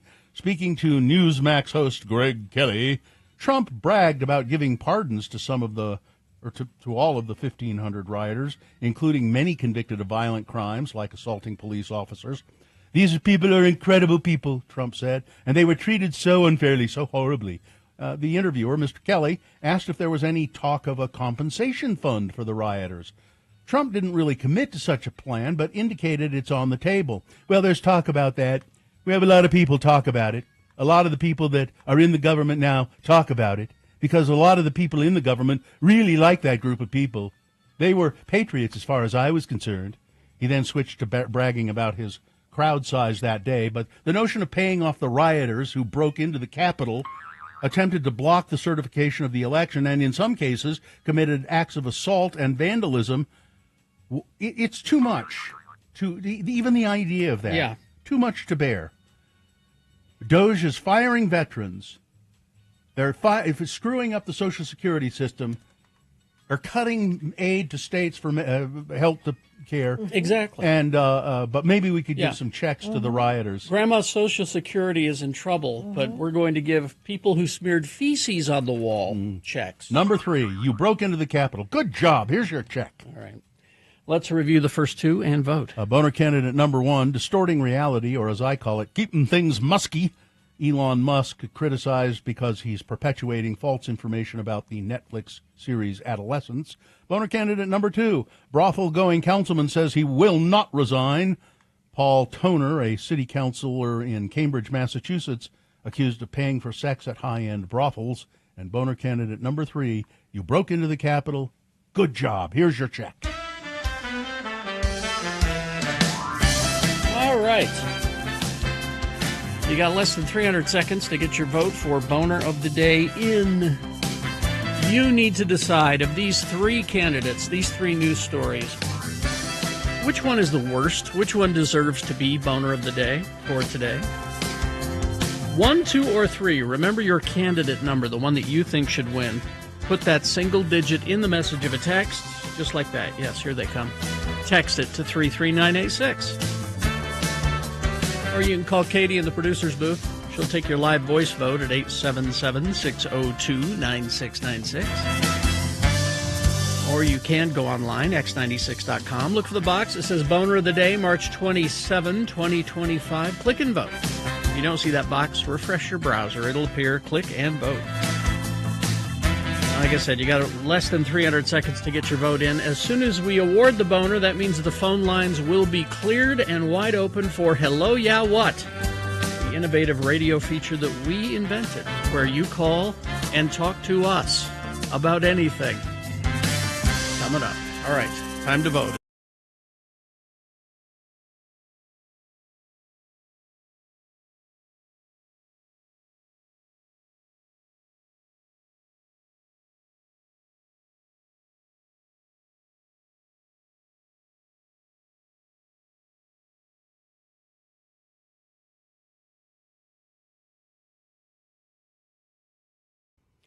Because I'm heading to Rock Springs. Wyoming? Rock Springs, Wyoming. You know what they say about Rock Springs? What do they say? The two most beautiful sights in Wyoming are the Grand Teton Mountains and Rock Springs in your rearview mirror. Mm-hmm. Well, I'm heading to Rock Springs because it's the 2024 National High School Finals Rodeo. Wow. Happening in Rock Springs, Wyoming. Okay. Yeah. And my cousin Jubal, Jubal is Uncle Pat's son. What a surprise. I know you're surprised. You guys know Uncle Pat. Yeah, he's a rodeo stock guy. Yeah. This is my cowboy side of the family. Jubal's son has been selected by the state of California to represent the state of California in Saddle Bronc. So I'm driving 3 hours for an 8-second event. Can't you catch a plane? No, they don't allow planes in Rock Springs. Now I thought it was interesting. So it's days of 47 here. Everybody's got it's rodeo time. It's kids. They were herding cattle downtown. Yeah, yesterday, Spencer Cox, the governor, and Abby were herding cattle. Or cattle? Yeah. Oh. And more than one person sent me this list, and it's a directory from a children's rodeo in Utah, and it's the names of the kids that are entered to win. I'm not going to read their last names, but the comment is, kids that participate in rodeo have unusual names. Here's some boy names on the list: McCoy, Hayes, Bronc. Yeah, that's a little. Raygun, Raygun, Raygun. Why? Cutter, Quaylen, not Waylon. Quaylen. It's almost like Quaalude. Who would do that? Tibbs. Tibbs? They call me Mr. Tibbs. Oh, Tibbs. Those are some boy names. Some girl names: Swayze, Remington. Oh boy. Cashin. Shindy. Oh no. Shindy. Carly Joe's cute. Oakley, Dally Joe, Taisley, Tayzlee, Taisley, Paislin, Tenley, Mercedes, Mercadeez. Oh, God. Now, if Katie, do you have the picture I sent you? So this is a picture of my cousin Jubal's son riding in a rodeo in California before he came out here. X96.com/live. He's performing wearing his cowboy costume. Yes. Now, so Jubal is Pat's kid. Yeah. So and he has a kid. He has a kid, and his name is Rowdy. Rowdy. Okay. Rowdy Russell. Sure. And Rowdy. that's like birth certificate name. Rowdy. No, Gina, I believe you. It's the perfect name for someone that made it to the National High School Rodeos final. That was Clint Eastwood's name in his first big role when he was on Wagon Train. Oh, I His didn't name was- know that. His name was Rowdy Yates. Rowdy Yates. Oh, well, that's cool. Rawhide. Rawhide, yeah. Head them up, move them out. Was it Rawhide? Yeah. Not Wagon Train. The old favorite, Rowdy Yates. So I am headed up to I will have stories, I'm sure, from Rock Springs from the National High School Finals Sure you rodeo. can't fly up? No, No? No, there are no plane service in Rock Springs. All right. Driving to Rock Springs I for was- 8 seconds. It's 8 where the seconds. it's where the first Little America was. You Listen, know. I would have thought that of all the people I know, that you'd have connections to fly. To fly there? So, Yeah, like with Sky King Or in the something. Songbird. yeah, something.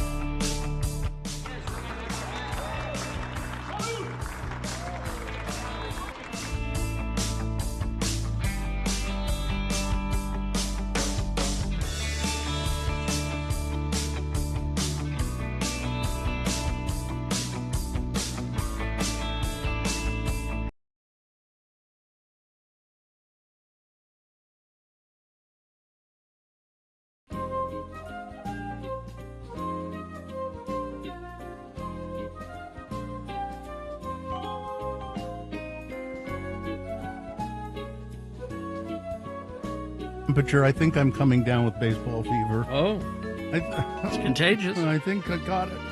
All right, 7:49. Time to award boner of the day. Yes, and the boner of the day, and it's brought to you in part by a pork and cabbage stir fry.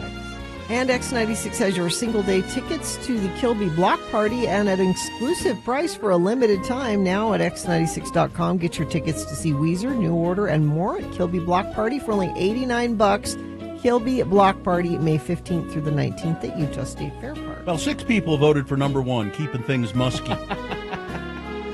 Number 2 fared a bit better. The Bravo-going councilman says he will not resign. He got 26 votes. But the winner, you broke into the Capitol. Good job. Here's your check. 273 votes, boner of the day. There you go. That's your boner of the day for today, March 27, 2025. Now qualified to be boner of the week. Well qualified, I'd say. Hello, yeah, what?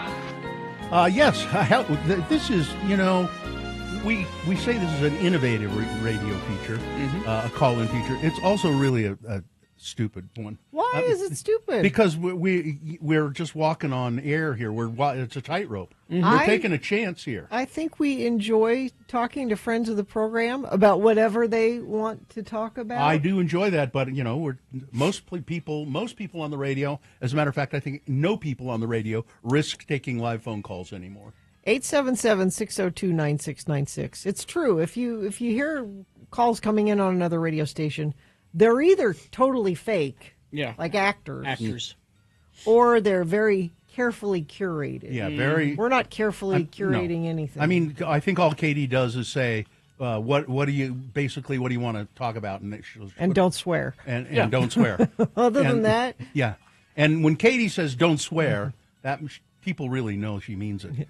877-602-9696. It's where we can talk to you and you can talk to us and you can mention things or say things. People have taken to getting smart about this and promoting a few things here and there. You know, charity events. And, Questions, comments, criticisms, or jokes. Yeah. Sure. There's only one question we don't answer, and that's how much money do you make? None of your business. Because it's embarrassing. Do you want to know the truth? Bill doesn't know how much money he makes. Do you know how I know this? How? Because once or twice a year I get a text from Bill saying, how much do we make? Yeah. Because we need to know it for something. Yeah. Hello, yeah, And what? you can't remember. I never can remember. Well, it's because it fluctuates so much. It does. It's always different. Yeah. 877-602-9696. Here we go. The calls are coming in. All right. Let's begin with Jason. Hello, yeah, what? Now, Jason, it's fine. Is this another one of those gaming con things? Yeah, this is the one we've been waiting for. Uh-huh. The third annual Utah Gaming Con this Saturday at the Utah State Fair Park. Utah State Fair Park. Utah State Fair Park. What now? Is it indoors? Yes, it's going to be in one of the buildings there, and it'll be both floors. There's going to be hundreds of vendors. There'll be a bunch of special guests. There'll be a costume contest. Special guests like and they'll whom? Be doing, so there's going to be a couple of artists for there's Adrian Ropey. He's an artist that's done stuff for Disney. There's going to be Brian Cummings that's done voiceovers for things like G.I. Joe. Okay. So it's going to be really great. There's going to be some tattoo artists there doing live tattoos even. So it's at the Utah State Fair Park. Utah State Fair Park. And it's probably in the Grand building. And I assume there's an admission, right? Yeah, so it's only $10, and then it is kids 8 and under are also free. Okay. So the costume contest is also free. All right. So you got it covered. Thanks, Jason. Thanks, Jason. Thank you. See? You can see that's what you can do. I'll be out there because I did voice work on the G.I. Joe cartoon. I was the voice of Snake Eyes. Oh, he doesn't speak. Isn't that the one that doesn't speak? Shh. See? Carrie's doing it right now. Yeah, right now. Let's go to line 2. Hello, yeah, what? Let's go to Sid. Hello, Sid. Sid, what's up? Hi. So my birthday is next week, and it's my 40th birthday. And I was just wondering what you all did for your 40th birthdays. I have somebody threw me a surprise party at my mother. I think you were there, Carrie, at my mother's house. And that's the one where the missionary from hell showed up with a pizza? Yes. Yes. Who later turned out to be a murderer. That was an exciting party because, he was not invited. It was a surprise party. He just showed up. But somehow he found out about it. And he was a guy who listened to our show all the time. His name is Doug Luna. And he showed up with a pizza and wished me a happy birthday.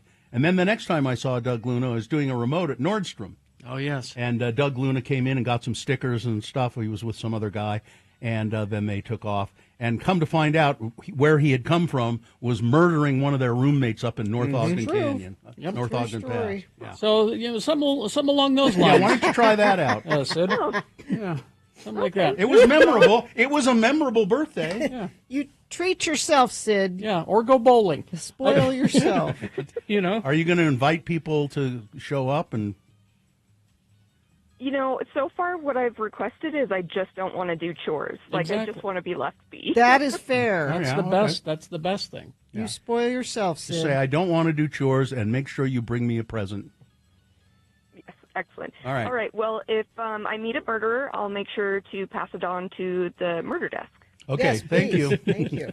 Thank you. Bye-bye. Thank you. All right. Hello, yeah, what? Okay, let's take one more quick one, and then we'll take a break. Crazy Cat Lady is here. Hello, yeah, what? Hello. Yes. I just wanted to let everyone know you're good enough, you're smart enough, and gosh darn it, people like you. People need to hear that, Crazy Cat Lady. Well, thank you. I know it. Thank Have you. a good day. You too. All right, Thanks. there we go. It's hello, yeah, what is whatever you want it to be. And it's Hello, yeah, what? And it continues, 877-602-9696. Yeah, that's all coming up after these messages. Traffic, please, Gina. Accident northbound I-15 around Point of the Mountain, just passing the 146 South off-ramp. Accident on the left side. That came in via Infiniteam. Thank you for letting us know that. Looks like that's the only issue other than that earlier one down in Santaquin. And even that one seems to be cleared up. You can text us 33986. All right. Thank you very much. Hello, yeah, what continues after these? Hello, yeah, what? 877-602-9696. Now we got B. Gina for you as well coming up. BigOTires.com. You've got until April 6th to get to your local Big O Tire store. If you want new tires, you can save big money until April 6th on select sets of Michelin and BF Goodrich tires. That's save up to $160 on BF Goodrich tires, $120 off select sets of Michelin tires. And you make sure you ask them about that healthy car special. That's really a great deal. It's only $39.95. It includes oil change, tire rotation, alignment check, brake check, battery check, and more for just $39.95. And Big O Tires, they know that tires and auto repairs can be an unexpected expense, so they offer all kinds of financing. They've got financing packages to fit just about any budget at all. Big O really is your one-stop shop for automotive repair. And get to know your local store. They're really terrific people and everyone I've ever dealt with. I go to the one on 2nd East and South Temple. BigOTires.com is where you want to go. They are the team.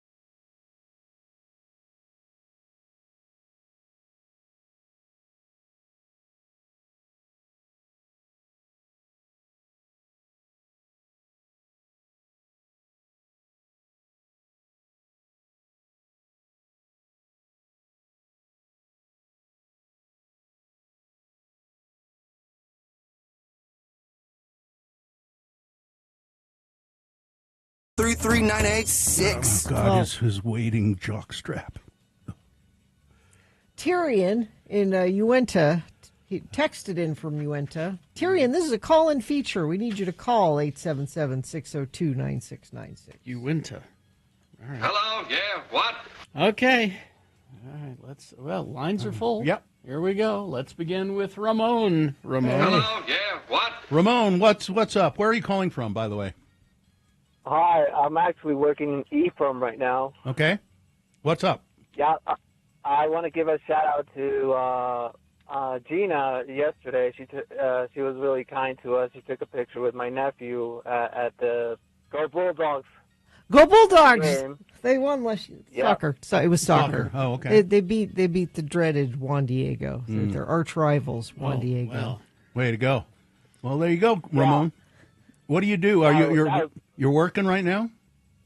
Yeah, I'm in construction. I'm actually working in the Ephraim temple. Ah, okay.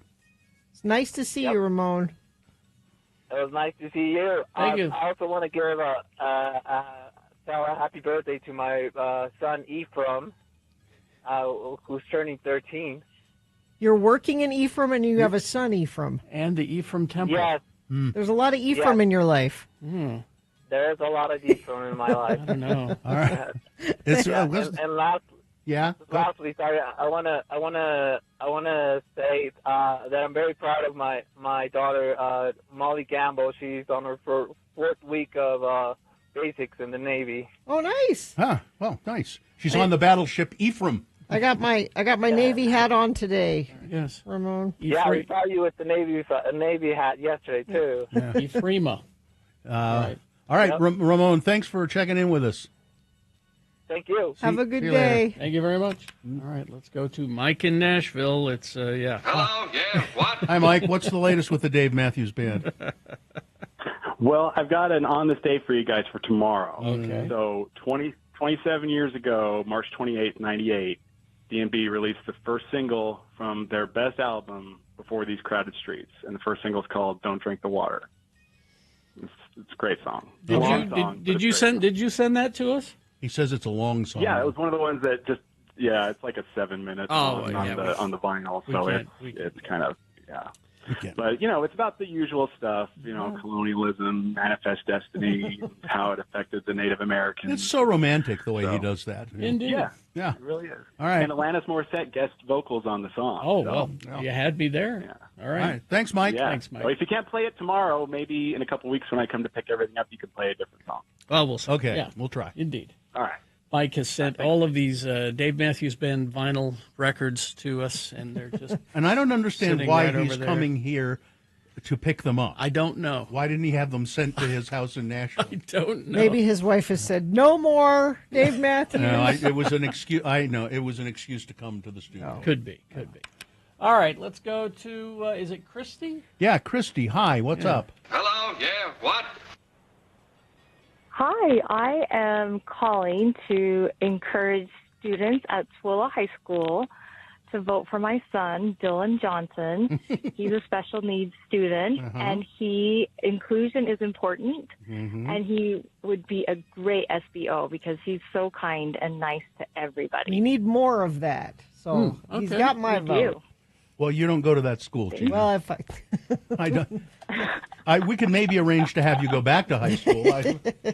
Well, I hope he does well. Will you let us know about that? Yes, please. Yes, I will. Thank you. Okay, Thank you. and send us a picture of the young man. Sure.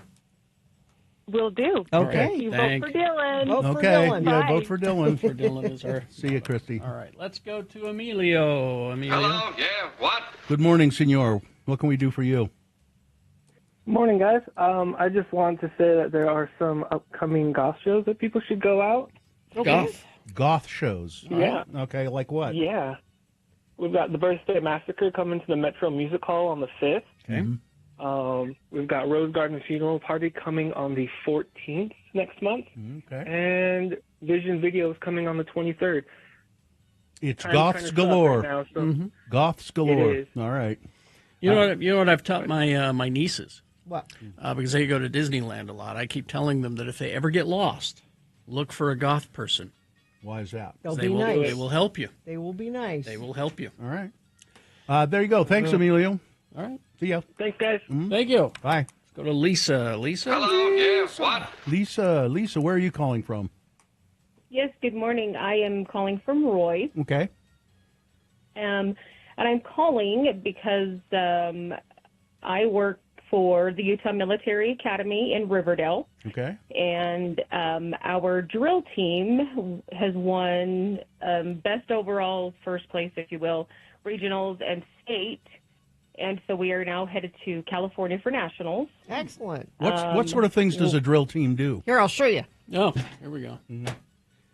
Well, so this is radio, Gina. Is there chanting or anything? I thought I was missing something. Yeah. No. So they'll call out actions, and you have to do the certain. That's a drill down. Well, if I knew the names, I would call them out. Like dress right, Can dress you left. Can you do? parade Can you march. call some of them, Lisa? Because Gina's. Yeah, maybe Gina could do it.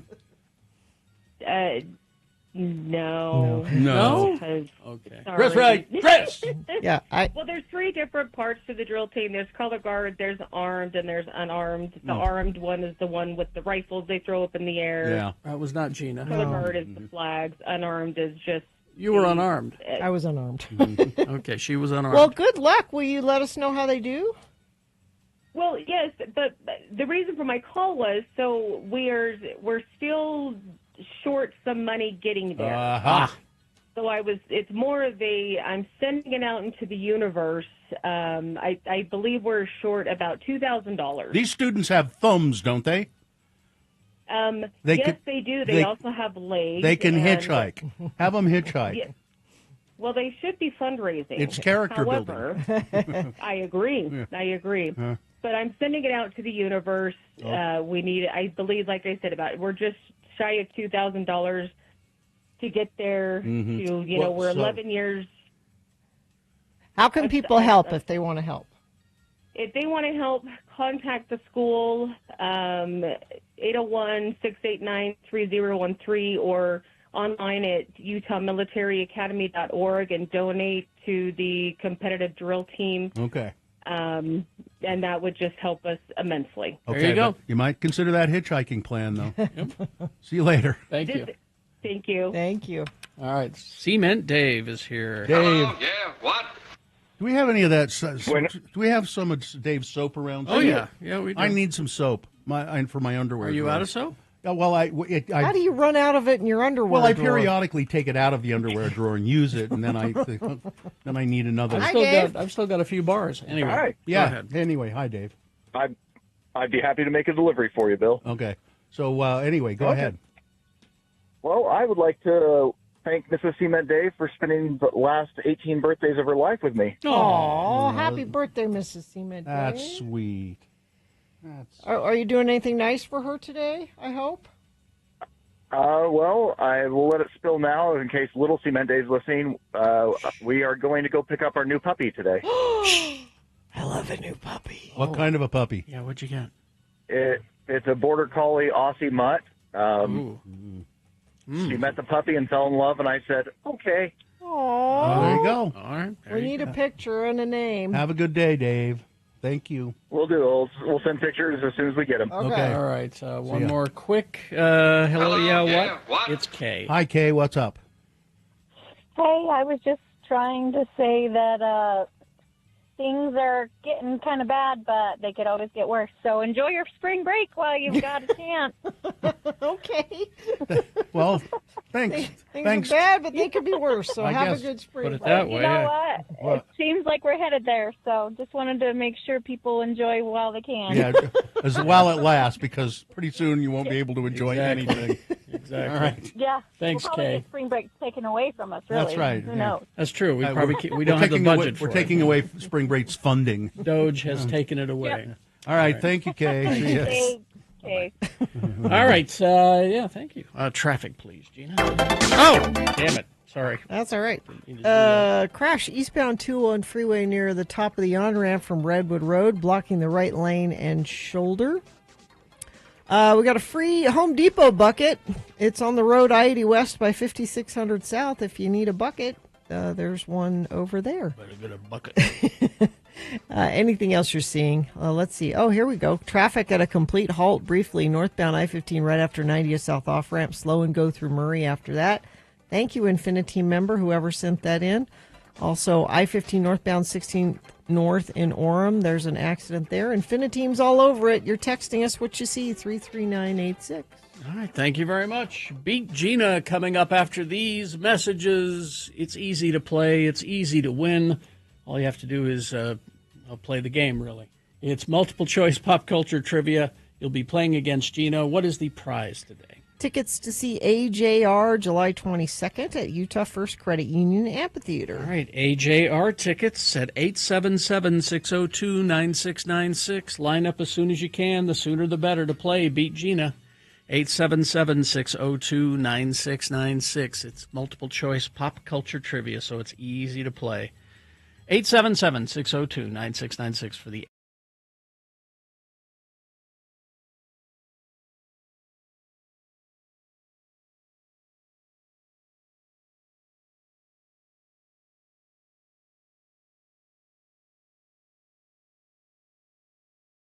Last week, we talked to the people at Starbase Hill. Yes. They've sent us a little gift and a letter. That's nice. To the Radio from Hell crew, I wanted to thank you, Bill, Terry, Gina, and Katie. Yeah. That happens. Of course, we have a website. For being our wingman. Starbase Hill continues the fight to open its doors and serve the youth of northern Utah.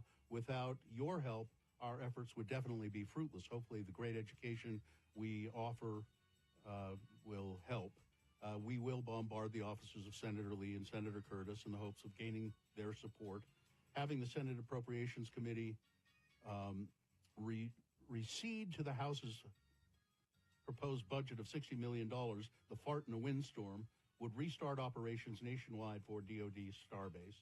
And it goes on to talk about the program and what it is as they described it on the air. But it says, again, I'm a huge fan of yours. It was absolutely wonderful talking to you about our program, and I've enclosed these challenge coins. Oh. I wish I could coin you myself, but there's one for each of us. There are these Starbase Hill challenge coins.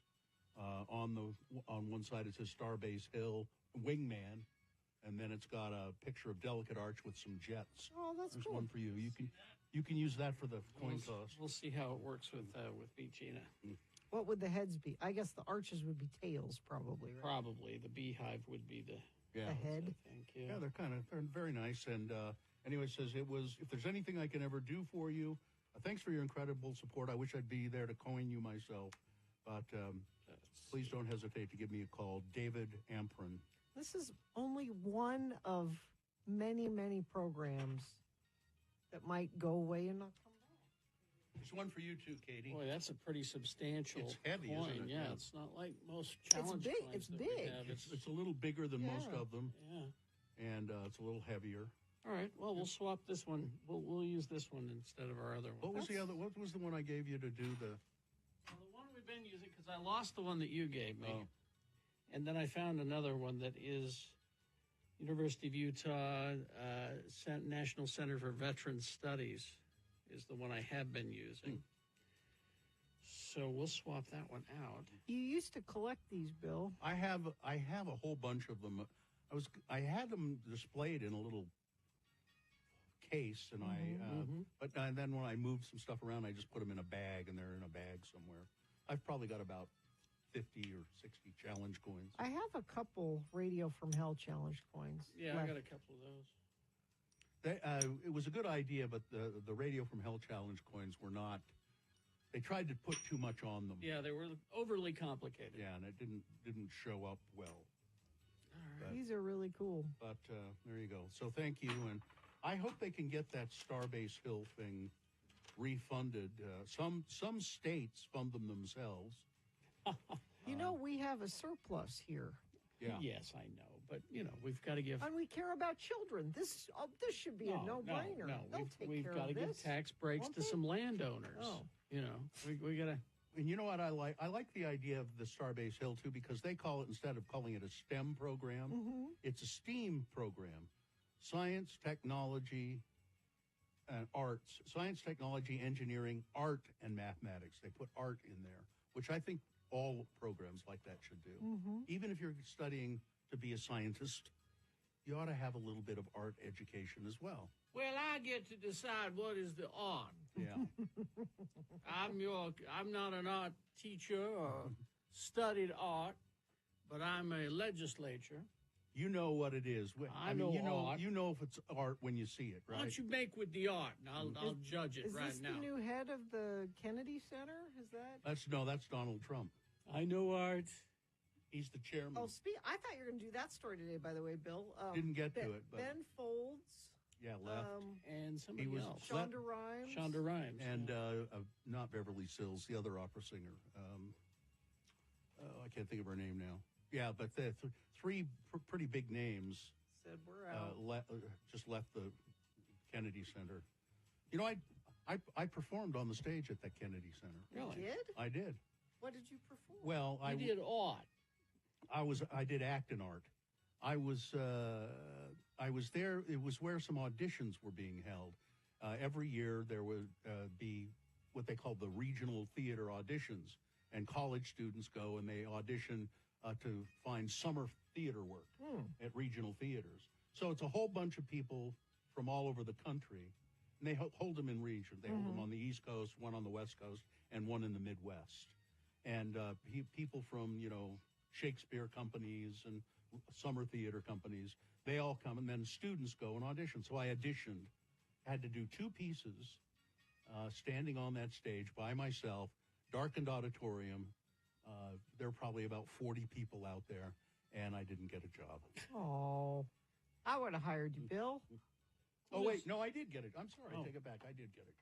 Well, now that we're in charge of the art, what's going to happen is we're going to put pictures of the First Lady up with those very tasteful nudes with the that she guns? did. That's art. The nudes. That's what we have decided is art, and that will be displayed. I was told my audition at that time was embarrassing. Told by whom? By a theater professor of mine was there looking to hire some people. I didn't know he was there. You were just nervous, probably. No, it was embarrassing because of the subject matter that I chose. Which was what? It was a letter that was in Rolling Stone, and it was about a kid talking about the assassination of John Kennedy. And it was how he said he was homesick from school, and he liked to look at dirty magazines when he was home by himself. And, he's just narrating this. And I'd get under the covers with a blanket and look at these dirty magazines. And my mother was at work, and nobody was home, so I was looking at these dirty magazines. All of a sudden, the door to my bedroom opened, and my mother said, "President Kennedy's been shot." And I felt like it was my fault. And that was pretty much the piece, except there's a little bit of masturbation involved as well. You see, Bill, if you'd have done that scene from The Odd Couple that we talked about. That's right. That's exactly right. It would have been more successful. I decided to go out on a limb and do something sort of... Well, you let us decide what is art, all right? I still to this day think it was a really good piece, because it's just the way the voice of the kid saying, "I thought that it was my fault that he was shot." Aww. Because he was guilty about looking at dirty magazines. Yeah.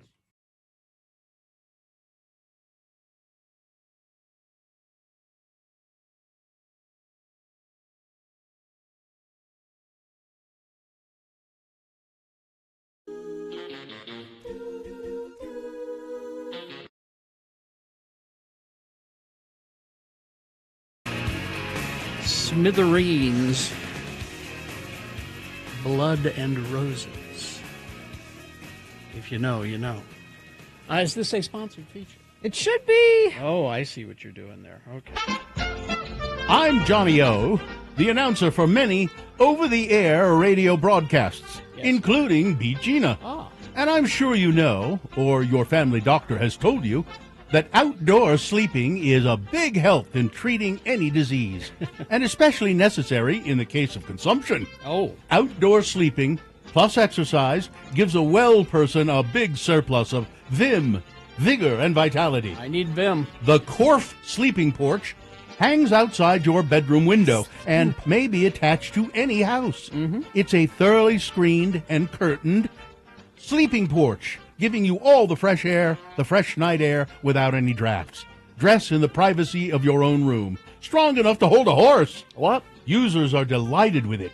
Write for full information. Price is reasonable from the Korf Manufacturing Company, Lansing, Michigan. And now, he's a man with a surplus of vim, vigor, and vitality. Your host, Kerry Jackson. Thank you, Johnny Ola, professional game show announcer. You're welcome. Let's go to, looks like the randomizer has picked a contestant. Andrew is here. Andrew, are you there? Hello. All right, Andrew, we're going to toss a coin to see who goes first. It will give you the advantage in the game. Heads or tails, you call it. Heads. All right, let's see what happens. Oh.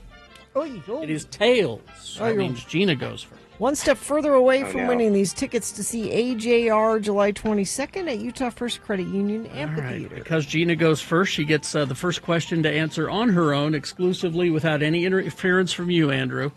Multiple choice, pop culture trivia. If she gets it right, she gets the point. If not, I'll turn to you, Andrew. Hopefully you were paying attention. You'll be able to answer the same question correctly, stealing Gina's point away.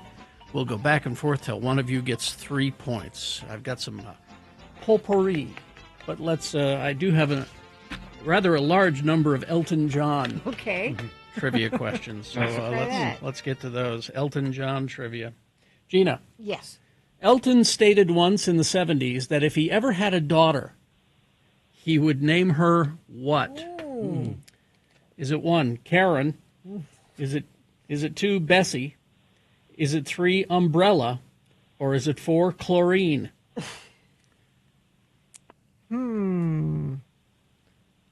Bessie? Bessie, huh? No. No. Andrew. Number 1? Karen? Yeah. Nope. No. Umbrella. Well. He's a rock star. What are you going to do? All right. It's 0 to 0. Neither of us got that. Andrew controls the question. All right. Andrew, what is Elton John's real name? Oh, you give him the easy one. Wait for it. Would you protest all the time? Is it 1, Reginald Kenneth Dwight? Is it 2, Declan Patrick McManus? Is it 3, Gordon Matthew Sumner? Or 4, Peter Parker? I have no idea. Number 1? Wow. How did you guess that? Complete guess. All right. Guess. And you have Sting and Elvis Costello. Yeah. And Peter Spider-Man. Parker. Spider-Man. Yep. All right. All right. It's 1-0 for Andrew. Now we go to Gina. Gina? I'm not happy about this. All right. Gina. Yeah. The Captain and the Kid is a 2006 studio album by Elton John and Bernie Taupin.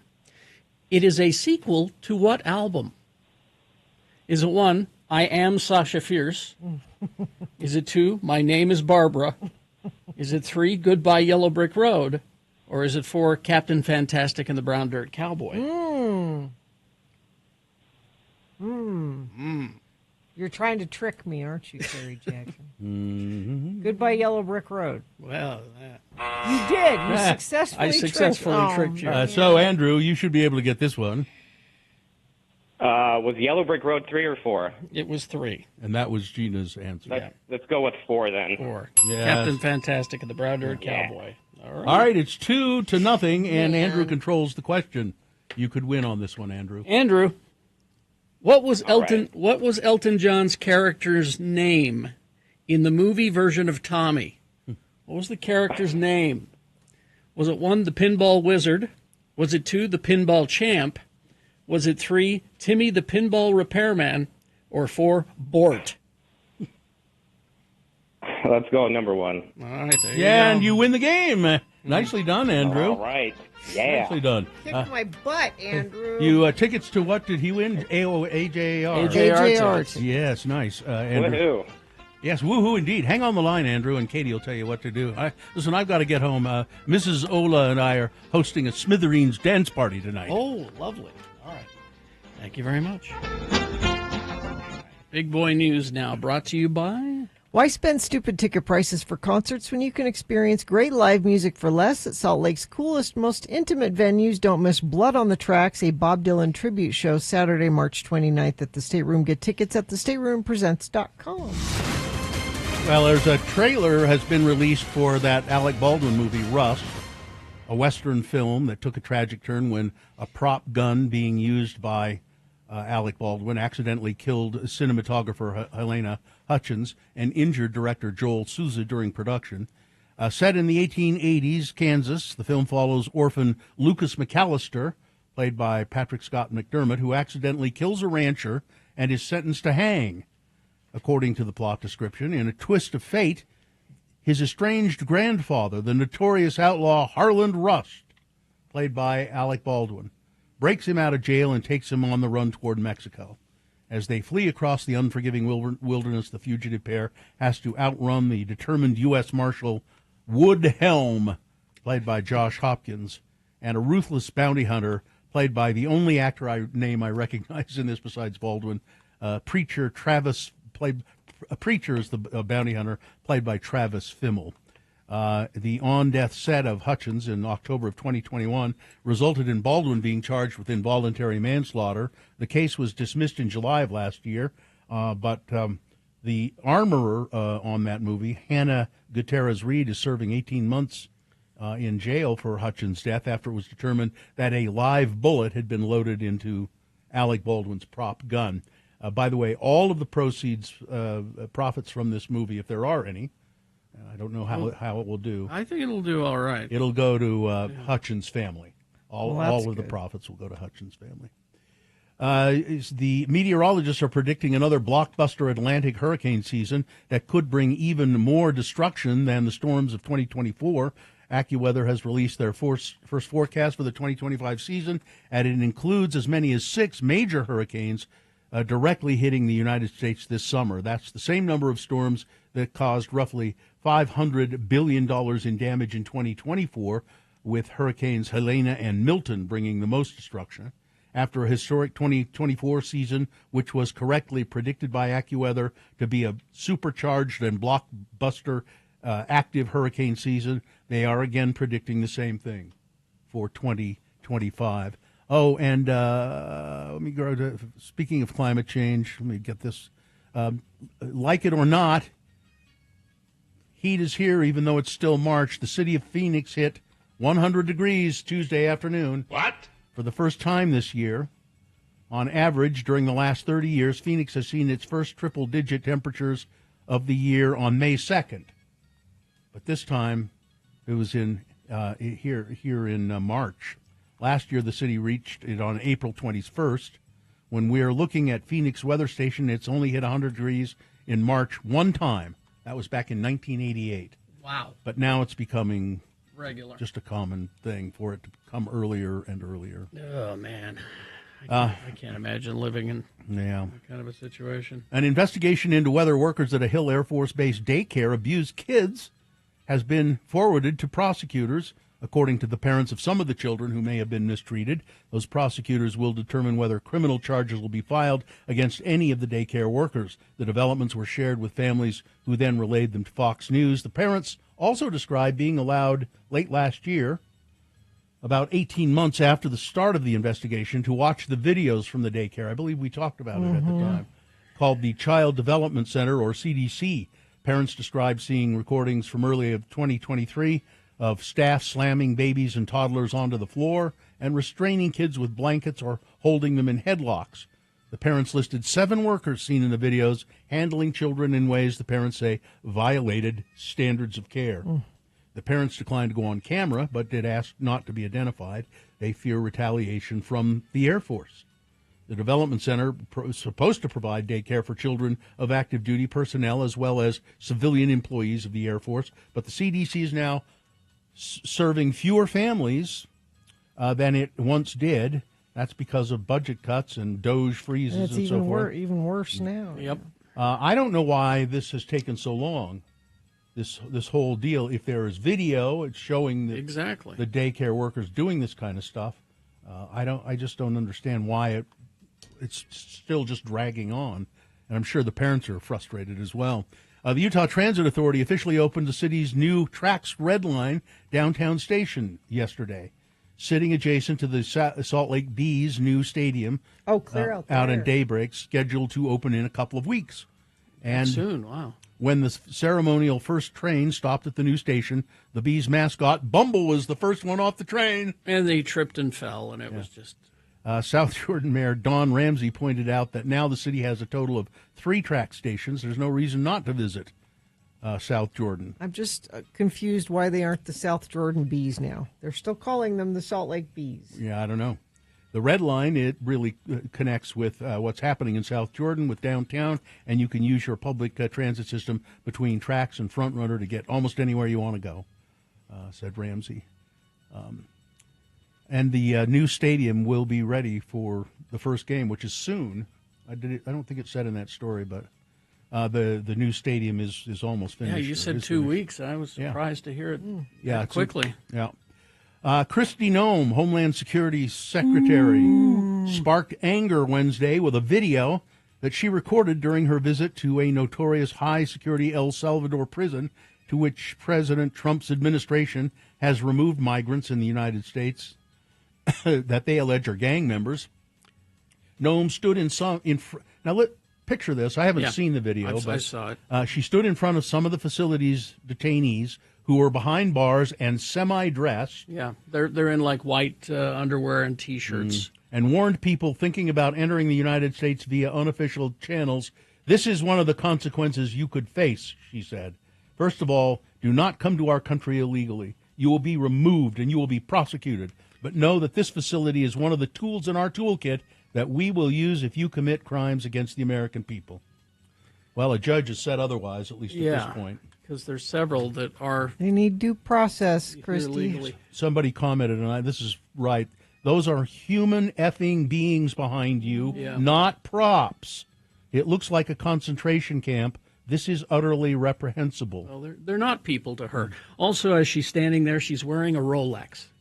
Like a $90,000 Rolex. Great. Yeah.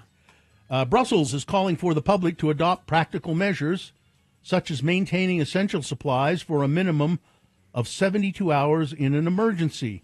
European Union households should stockpile essential supplies to survive at least 72 hours of crisis. Brussels has proposed that as Russia's war in Ukraine and a darkening geopolitical landscape prompt the bloc to take a new shape to increase security.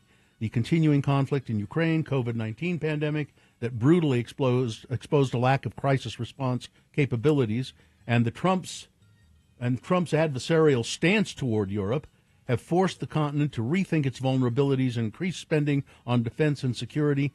They're saying, make sure you have enough supplies to last for at least 72 hours in the event of a war. And children as young as 14 years old could be working in, or who are homeschooled, could be working longer shifts. Well, Florida is getting rid of child labor laws. But I thought there were plenty of Americans who were clamoring for these jobs. And because the migrants are hesitant to to come out and work, because ICE will come and black bag them. Right now, children are barred from working more than 30 hours a week during the school year, but a new proposal would remove all of those conditions, including the requirement that they get a meal break. Oh, jeez. Governor DeSantis supports the measure and argues it's a way to address what he calls dirt cheap labor from illegal immigrants. Oh, wow. And finally this, it's been 20 years since the workplace mockumentary, The Office, first set an episode inside of a Chili's, where Michael Scott handed out the Dundie Awards to his employees, including trophies for the whitest sneakers and for stinking up the bathroom. Over 9 seasons, The Office regularly name-dropped real places and products associated with Scranton, where the show was set. Mm-hmm. There's the big pirate ship restaurant known as Cooper's Seafood House, Poor Richard's Pub inside a bowling alley, and in 2005, there was no Chili's in this Pennsylvania city, so at last the chain is filling that hole. They're opening a Chili's in Dixon City, about 6 miles north of Scranton. The restaurant will be decorated as it would have been in the mid-2000s with old signs and chalkboard art. It'll feature direct nods to the show's fictitious paper company, Dunder Mifflin. And if you look at x96.com/live, you'll see what was Kevin his name? and Meredith. Kevin and Meredith, and they're celebrating the return of the giant bloomin' onion, which Chili's used to have, and they've taken it off the menu at all of the locations. But this one location, they're bringing it back. You can get it at Outback Steakhouse because Michael Scott loved the bloomin' onion. Well, who doesn't like a bloomin'? Everybody loves a bloomin' onion. I'm not sure I do or not. You like onion ring? That's all it is. It's a giant onion ring. It looks good, but I'm reserving judgment until I try it. Well, you got to go to Scranton. I know. guess. Well, I've been to Scranton. If you like good food, good fun, and a whole lot of crazy crap on the wall. Yeah, I've been to Scranton. I don't think I'll be going back. All right, that's it. All right, sports, weather, traffic. Here you go, Bill. You Cougar fan, all excited about the Sweet 16? Well, I think it's nice that the Cougars are in the Sweet 16. They're playing today. 5 o'clock, they play Alabama, Roll Tide. Arizona and Duke at 7:30. Maryland and Florida at 5:30. And Arkansas and Texas Tech at 8. So this may make you like the Cougars a little bit, Gina. What's that? They're one of their star players, and I can't find the story right now. But he's a great-great-grandson of the guy who invented tater tots. And they call him... He's an Orida guy? Yeah, he started Orida. And they're calling him something. And they call him Super Tot or King something. Tater? Or King Tot. King Tot. King Tot. Yeah. They call the player King Tot. Yeah. Are they giving away tater tots? But they apparently the team has introduced tater tots into the team menus. And yeah. Well, nice for them. So that's not you like tater tots. Sure. So Utah Jazz tanking tonight at 7 o'clock against Houston, and the Utah Hockey Club on the road. Puck drops at 5 against Tampa Bay Lightning. His name is Richie Saunders. Okay. There you go. Weather. Very warm today, windy today. Do some yard work today. If you don't do it today, it's going to be a week before you have another chance to do it. Better get on that. There's a couple different storms going to be making their way through the next several days. Traffic, we have a crash eastbound 201 freeway near the top of the on-ramp from Redwood Road. It's blocking the right lane and shoulder. Let's see if we have anything coming in via text. Oh, it is not a blooming onion at Chili's. It's an awesome blossom. Yeah. Oh, yeah. Get it right. Get it right. Excuse me. Excuse me. It's an awesome blossom. And somebody says, speaking of the Tater Tot kid, apparently he signed an NIL deal with Orida. Well, good for him. Of course he did. Go make that money, honey. If you want to tell us about sports or onions or traffic, you can text us 33986. Experience the adrenaline, the speed, and the precision of the Blue Angels like never before on the giant IMAX screen at Clark Planetarium. Blue Angels 3D takes flight. Get your tickets today at clarkplanetarium.org. Listen to Radio.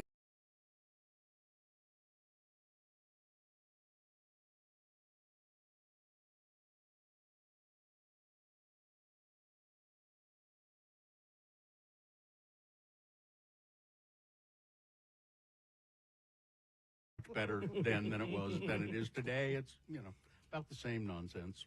I enjoy it. I did like the line. We have a lot of diversity thanks to the Chinese restaurant in town. I don't know. I think we explore.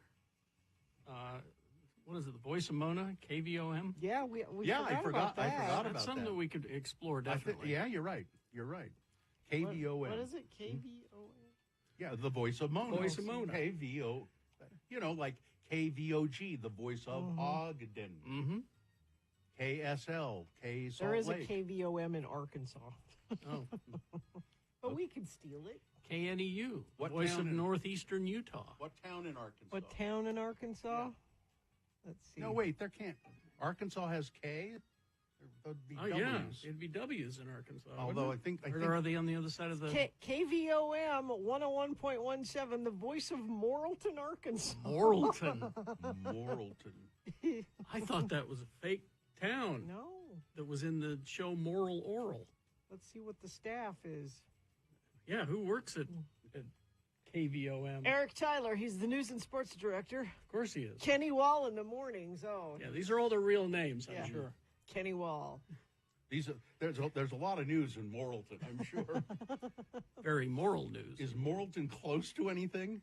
Like a big city? I don't know. Morrilton, Arkansas. We get Denver a weekend show or something. Yeah, I mean there are things I'd forgotten that This is perfect. Here's the local events in Morrilton. Local events in Morrilton. Okay. It's the Morrilton Budget and Fire meeting. The City Council Budget and Fire Committees. All right. Okay. Oh, they're meeting today at 5 at City Hall. Well, we don't have time to get there. We could hop a plane. What else? Wednesday, it's the Conway County Quorum Court Grievance Committee is going to meet. Say that again. Court grievances. Hold it. Say it again. Conway County Quorum Court Grievance Committee is meeting tomorrow at 5 p.m. at the courthouse in Morrilton. Now, there's another setup for you. A court grievance committee. Then this weekend? That the mayor could chair. Guess who's coming to town? To Morrilton? Who? The Popovich Comedy Pet Theater. Oh, The Trained Cats? Yeah. Our favorite Vegas show? The Popovich Trained Cats. Our favorite Vegas show? I was so disappointed last time I was in Vegas with my family. They didn't really believe me about this, and I said we're going to go see the Popovich, cat and show. they were closed. They were out on they're tour. They're on in tour. Morrilton. They're hitting all the big cities. And then the it's Trained Cat Show. I loved that. It's the Union Valley Baptist Church free soup lunch is this weekend too. Free so. soup. Okay, well, I made some soup, Daddy. Yep, we got. And we're giving it away Now, to come on, don't give it away. Okay, all right. Come on, Giving you listen. ideas here. I'm sorry. listen. This is giving me some fodder to Okay, write, okay. and if you Good. start All right. saying it, I won't. Text question: how old is Denver? Is he 13 or 33? About. Yeah. It depends. Yeah, about. It depends. Depends on what is required of the sketch. In that one, he's pretty young, but sometimes he's 33. I'm so happy that Morrilton is getting the Trained Cat Show this weekend. Their website, the radio station website, has area obituaries. Oh, really? This is great. Yeah. Oh, it's going to give me stuff. Oh, they got the River Valley Beef Conference coming up. The Beef Conference. Pesticide applicator training. No, this is a gold. Oh, there is a year's worth of sketches right there. Oh, Rami Mac Henley passed away. Oh, no. Pesticide applicator training. Oh, Carrie, they have a trading time show. Oh, really? Tradio? Yeah. This is I'm awesome. Denver Criddle. Tradio. Yep. Matilda the cat lady is calling in. Carrie. Oh, sorry. Make it the poodle lady. Sorry. Oh, you can do it. I'll forget it.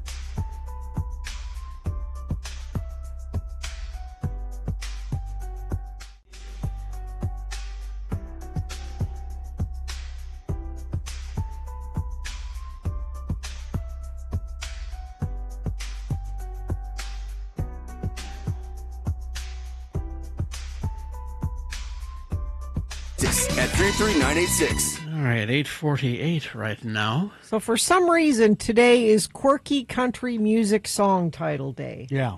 I don't know why that is today, Just for fun. There you go. but I have a list. A list. It's Radio from Hell with another list, because people love a good list. X96. Now, perhaps I will post this list so you can go on your own and listen to the songs, because we can't really play We can't play them because we'll get kicked off of YouTube. And radio doesn't matter anymore. Yeah. So It's all about YouTube. it's all about that. Okay, quirky country music song titles. Number 1, Johnny Cash's song, Dirty Old Egg-Sucking Dog. Oh, my dad loved that song. Dirty Dirty old egg-sucking dog. Now, that won't get us kicked off. Will it? Johnny Cash, Flushed from the Bathroom of Your Heart. Yes. Mm-hmm. You know all these? I'm familiar with a lot of these because of my dad and because of Beat Gina. All right. Here's another one. The Frozen 400-Pound Fair and Midland Cotton Picker, Johnny Cash. Wow. I thought Look at Them Beans was funny, but those are... Bobby Bear's song, Drop Kick Me Jesus, parentheses, through the goalposts of life. Kick me, Jesus, through the goalposts of life. Give me some money and a beautiful wife. Tim McGraw's song, Do You Want Fries with That? We're playing that in Florida now with the new, child labor laws. Yeah. Zach Brown Band, Sick 'em on a Chicken. Okay. I don't know. Sick 'em on a chicken. No. I don't know. Hank Williams, My Bucket's Got a Hole in It. Well, there's a hole in the bucket. Yeah. Dear Liza. George Jones, If I Don't Love You, parentheses, grits ain't groceries. If I don't love you, grits ain't groceries. Billy Ray Cyrus, I Want My Mullet Back. No? Pass on that one. No? Kenny Chesney's She Thinks My Tractor's Sexy. No. Kenny Chesney, All I Want for Christmas is a Real Good Tan. Kenny Chesty. No, wait. Kenny Chesty's the good vibes guy. Yeah. I'm a beach cowboy. Beach cowboy. Yeah. Yeah, that's it. Okay, I get it now. Roger Miller, My uncle used to love me, but she died. That doesn't make any sense. Well, that's woke. That's too woke. Oh, Roger Miller had a bunch of, like, dang me, thou to take a rope and hang me, high from the highest tree. Woman, would you weep for me?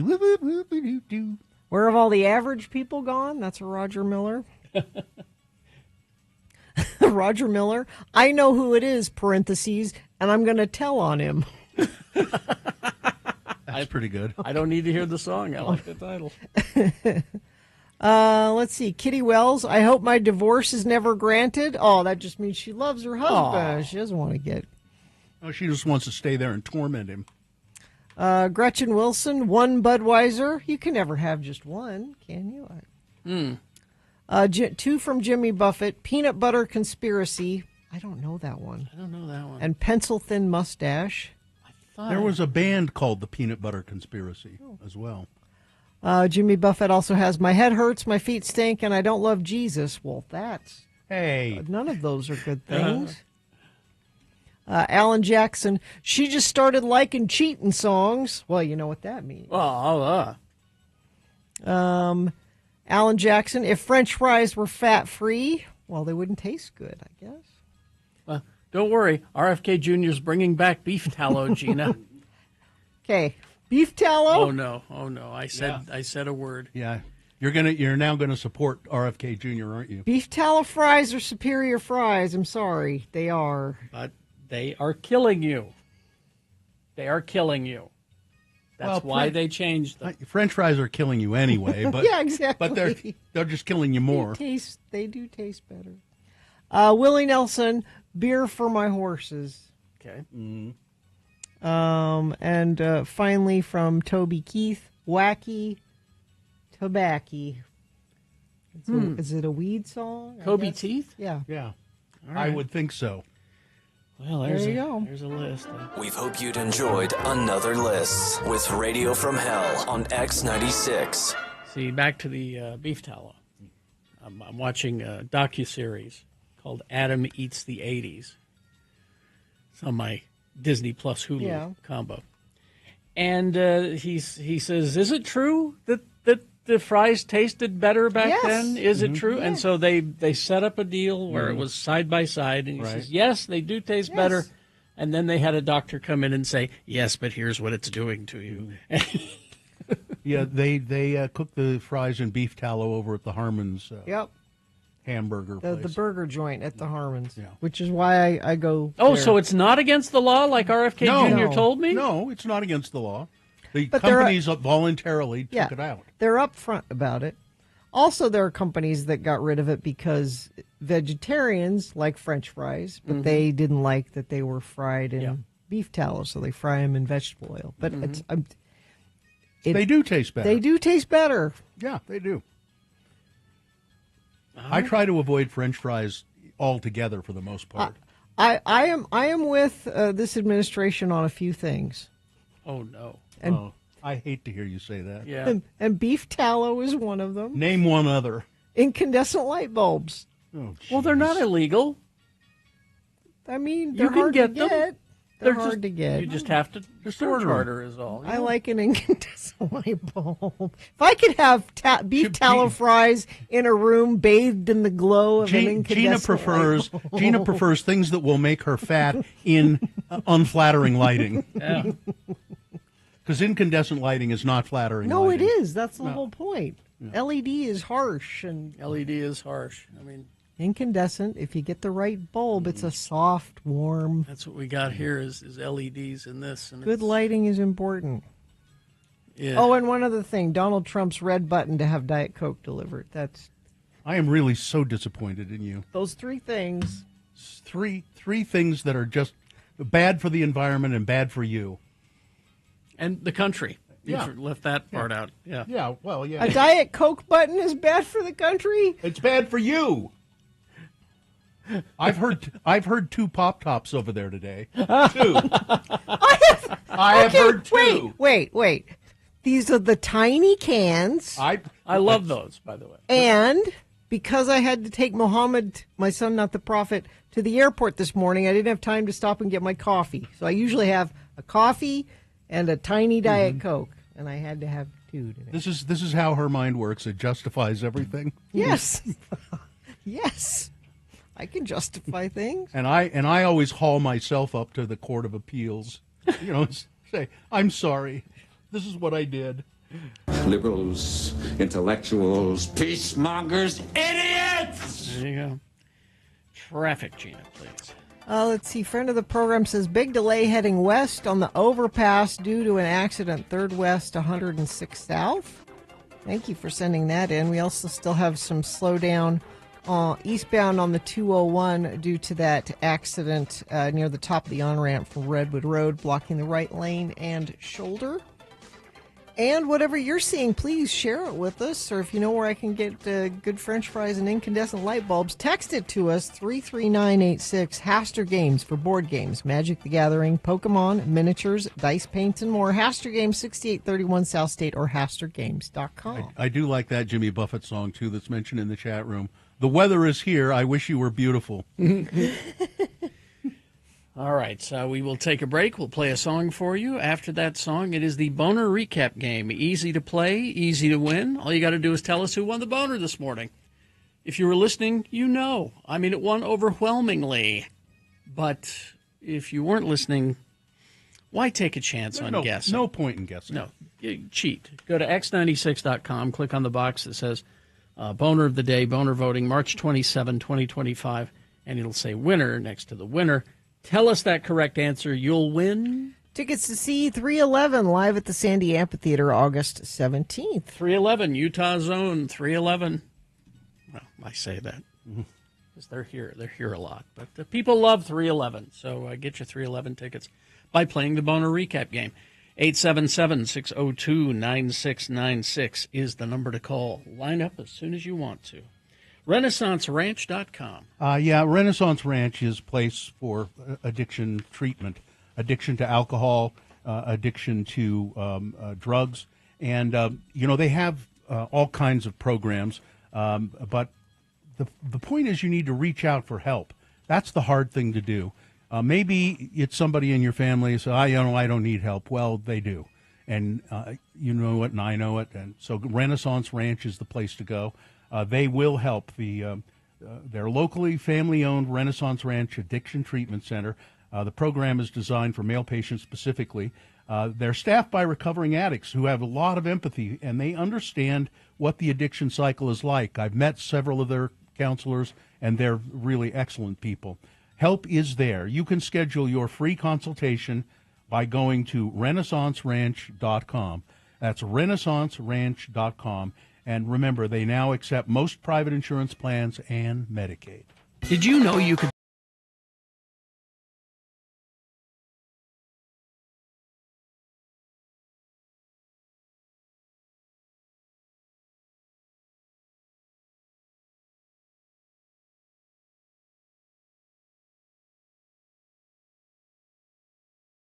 So my youngest child, when I was in Rocky Horror, I said, "You come up and watch it. You might like it." No, I don't think I don't know. But they came up and fell in love with Rocky Horror. Really?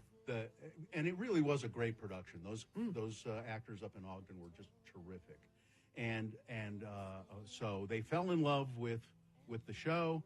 I think saw it again, did a painting or a drawing of Frankenfurter based on the actor in the play I was in, and had me give it to him. Oh, said my youngest child wanted you nice. to have this. Really and it was a really good. They're a very talented artist. So anyway, I got some tickets, and I think I'll go with them and with their friend. And I said, well, call Marikai, the friend, and ask if what night and if they can go, and got that all arranged. And I said, so it's okay? And they said, yeah. Marikai said when they heard you were going, oh yay, we can have a Sleigh Bill moment. I said, what? A Sleigh Bill moment. A Sleigh Bill moment. I said, what does that mean? Well, it's slang. It means it's a good thing. Don't worry. It means they like you. So I'm looking up the slang. Have you ever heard anybody say that? No. I've not heard it in that usage. What I find is, sleigh. As for the saying sleigh, it's generally found in gay and black female culture. It can be used whenever a person looks self-confidently good, acts in a self-empowered way, or does or achieves something spectacular, especially in the face of some challenge. And then I look further, and it says, you might want to use it in the same way you would say something is good soup. Good soup. Yeah, now that means, it means what it sounds like. Yeah. But so if you're... I'm still not sure what we'll have a Bill Sleigh moment. We can have a Sleigh Bill moment. Sleigh Bill moment. It means an insightful... I don't know. I still am kind It's of... a positive. It it's is. not a negative. No. I don't think... see, I've only heard it used... So, like, Slay Queen is where I've heard it. You're killing it. Like you're killing it. Yeah, exactly. That outfit is killing it. Yeah. Yeah. That's how I... So it's a Kill Bill? No. How are we having a Sleigh Bill moment? I looked in another dictionary, and it said, when something is good soup, sleigh can also mean... I don't know what that means. A sleigh moment is when something is good soup. Well, so good soup is like if you eat something, particularly soup, and you go, "Hey, that's good soup." But if you do something cool, you say, did you enjoy that? Yeah, man, it was good soup. Yeah, I've never heard that. I haven't either. That one I've not heard. I haven't either. But so it's similar to that apparently. Sleigh moment when something is good soup. Well, I think so. What they were meaning is, it'll be good soup for us to go together. And this is when you were in the show. No, this is last night. You're going. Last night. I arranged Okay, it. because I'm going to go with them. Yeah, because if it was you were in the show, then maybe it would be, you would slay. No, it's just I think. Like, you killed it in that show. Yeah. What I finally took it to mean was, their friend is looking forward to spending some time with me because they think they like me. They think I'm funny or probably they think I'm weird. I think we're going to need a full report after you go, and I would ask the friend to identify the moment the sleigh happens. Maybe I'll try and clear. There's the sleigh. Maybe I'll try and clear this up tomorrow. I'll have my kid get a hold of the friend, and I'll even ask, may I talk to the friend and just say the sleigh. Kind of lay this out for me if you would, and then I'll report back tomorrow. You use the word sleigh. I mean, when my child said that, I went, oh, huh? Huh? It's a good thing. Don't worry, it's a good thing. So I'm going to take it to mean it's like good soup. It's good soup, Dad. It's good soup. Okay. I think, okay. We need a follow-up. Yeah. And, all right. Or if anybody out there, if you know what my kid is talking about, somebody says in the chat room, I asked my kid about these slang phrases, and they can't really explain them. They just say them. Sleigh bill. I'll ask my kids tonight. Yeah, use it in a sentence, please. Okay. Well, a sleigh bill moment. Oh, wait, we have a young person here. Nick, can you help out? I could have hopped in a while ago, but I kind of wanted to see where you guys. Am would I take close? it. Am I close to what I this think is? you're just overthinking it. I don't know where the good soup came from, but right here in the Urban Dictionary, sleigh moment when something is good that's soup. the authority, right? Come on, it's lovely you weather crushed for a it. sleigh bill. You did great. Together. Yeah, you slayed. I think this is accurate because the word vagina is in there too. What? What's the Urban know- Dictionary, Gina? It has to be in there. I know it's very popular in like drag communities. Say a lot like "you slayed, Queen," and and- That's where I've heard it. Yeah, and That's killing it. That's, that's exactly. That's how I've heard it But used. having, but which having is why a sleigh bill moment. Yeah. I think that was the exact quote. What does that mean?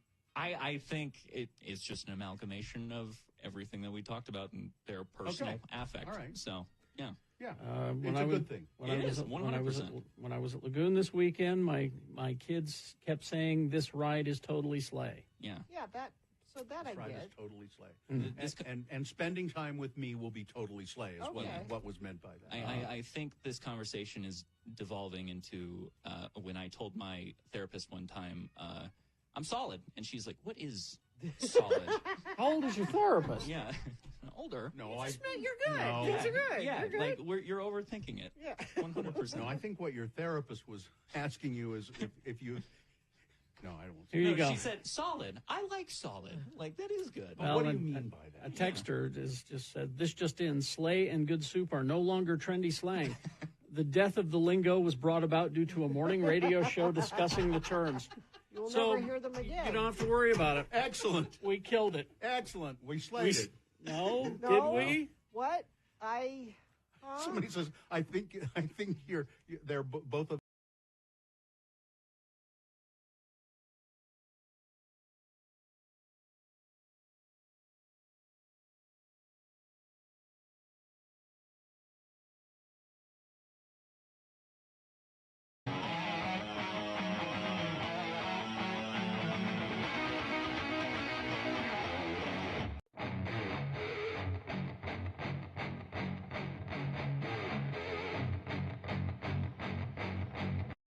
Just because it was sitting there.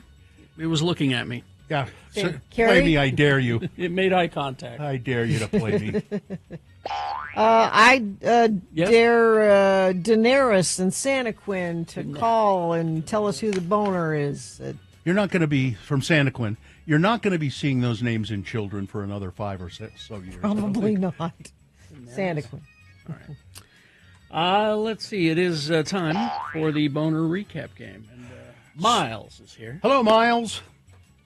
Hey, how are you guys doing? Pretty well, Miles, and yourself. Not too bad, man. Not too bad. Got coffee, got donuts, so it's a pretty good morning. Yeah, that's. I wish I had both those things. Where'd you get your donuts, man? Darla's Donuts, just off Redwood and 215-ish. We've had Darla's Donuts before. Pretty good donuts. Yeah. Yeah. What's your favorite? What are you having? Oh, I like the cronut, the croissant donut. Oh yeah, I haven't had one of those in a long time. Those are good. Now, Miles. You need to. They're great. Yeah. Well, listen, Miles, you'll be sure to win this prize if you bring us some cronuts. No. Oh, no, You we don't can't have do to that. What is the prize, Gina? Tickets to see 311 at the Sandy Amphitheater on August 17th. Oh, pretty cool. Now, I'm going to read the 3 boner candidates we had earlier this morning. You tell me which one was the winner, and you will win those tickets. Are you ready to do that, Miles? Yes, I am. Okay. Boner candidate number 1, distorting reality, or as I like to call it, keeping things musky. Elon Musk facing criticism after perpetrating false information about that Netflix series Adolescence. That's what he does. Yeah, he just somebody made a bunch of false claims about it, and he affirmed it by going, "Wow, not concerning," and not taking it down because which totally you can not do. true stuff. Yeah. Boner candidate number 2, brothel-going councilman, says he will not resign. A councilman named Paul Toner in Cambridge, Massachusetts, accused of paying for sex at high-end brothels operated out of luxury penthouse apartments. He's been asked to resign from his position as a counselor, and he says, I won't do it. And then boner candidate number 3, you broke into the Capitol. Good job. Here's your check. Apparently, people in the Trump administration, in inner circles, have been talking about maybe coming up with some sort of compensation fund for the rioters. You know, the people who broke into the Capitol, did things like smear feces on the walls of one office. Well, and tear attacked things cops. up, attacked cops, all of that stuff. You know, they're really good people. They're great people. They've had a lot. Maybe we should offer them a check. But if I protest Tesla, I could get black bagged and thrown in jail. Yeah. All right, so those were the 3 miles. Who was the winner? The winner is number 3, the only one that made me put my palm to my face. Yeah, face palm. Yeah, pretty much. It's just kind of unbelievable sometimes, but there it is. Yeah. Congratulations, Miles. You're going to go see 311. We'll let you go now. You can enjoy your donut and coffee. Just say thanks. Cronut, Bill. It's Cronut. Yeah, just say thanks and the Cronut. Yeah, we'll put you on hold. Hang on. All right, Cronut. Yeah, I haven't had one of those in ages. Although all this Rice Krispie treat talk has got me. I'm fixated on those, especially those ones that you were telling us about. Those salty. Those did seem pretty good. I think I've said this before. I have never been a particular fan of Rice Krispies treats. I like even like a marshmallows. homemade one, because the homemade ones are better. Even the homemade ones. The only homemade ones I really have liked. Somebody made them. Maybe one of my kids with brown butter. Yeah. That made it good. Made it good. I had one like that at a coffee shop or a restaurant or something like that, and it was just it was just wonderful. And if they're a little warm, you just cook the butter till it starts to brown, and then use it, and that was pretty good. But other than that, they always seem kind of bland to me. Lang says I made crispy treats last night for the first time in years. Lang, next time try a different cereal instead of Rice Krispies. Try like the Reese's Puffs or Cinnamon Toast Crunch or Frankenberry if you have it. Fruit Loops. Cinnamon Toast Crunch would be good. Fruit Loops would be good. But the ones that we described today that are pre-made and they had all kinds of stuff on them. It sounds good. That does. Oh, yeah, I'm just fixated on those now. We need more Radio from Hell snacks. Radio from Hell branded snacks? No, I just mean like. Because I always thought we ought to give away little packets of Radio from Hell mixed nuts. But, yeah, but we have the Radio from Hell bar in here. Yes. Shh. Oh, do we talk about it? Oh, wait. Do we still have Oreos? Yeah, I had a couple of them yesterday. Oh, do we still have Oreos? Yeah, I had a couple of Now she's Oreos going from over- that box yesterday. Is it next to the whiskey? Yeah. Between the tequila? The fake tequila. Oh, all the Post Malone ones are eaten. Well, yeah. The regular I had ones are yesterday. gone. I don't need any today. That's oh, that's good. Double stuff. All right. Why don't you haul that whiskey out? No, we can't do that. Shot of the Canella? Would the Canella go with the chocolate? Oh, yeah. That's when we need Jimmy here to Sure would. help us pair with our Oreos. I missed Rice Krispie chat. Make them with Milky Way bars instead of marshmallow. Oh, now you're just... Wow. Now you're playing God, is what you're doing. That might be interesting. That would be good. I don't know how... Boy, that would be a mess, kind of. I also thing. associate I'd Rice do it. Krispie treats with my ex-wife. My ex-wife used to make them all the time. That's why. Well, but I mean, again, it wasn't that I didn't like her. I did like her, but they were just bland. All right. Well, get them done right. Give All them right. another go. Yeah. We'll take a short break. We'll be back after these with some big boy news and opinnuendo. Stand by for all of that. BigOTires.com. They were so nice to me up in Ogden the other day, just filling up my tires. If your little tire light comes on as it does when the temperature changes a lot, just pull into any Big O tires. They'll run out and fix them up for you. They know really what to do with the tires and with oil changes and all that kind of stuff. And it does really behoove you to get to know your Big O tire store, the one in your neighborhood. Right now, they're offering huge savings on BF and Michelin tires, BF Goodrich and Michelin tires. Let's see, save up to $160 on BF Goodrich and up to $120 on Michelin tires, but that's only through the 6th of April, so get on it.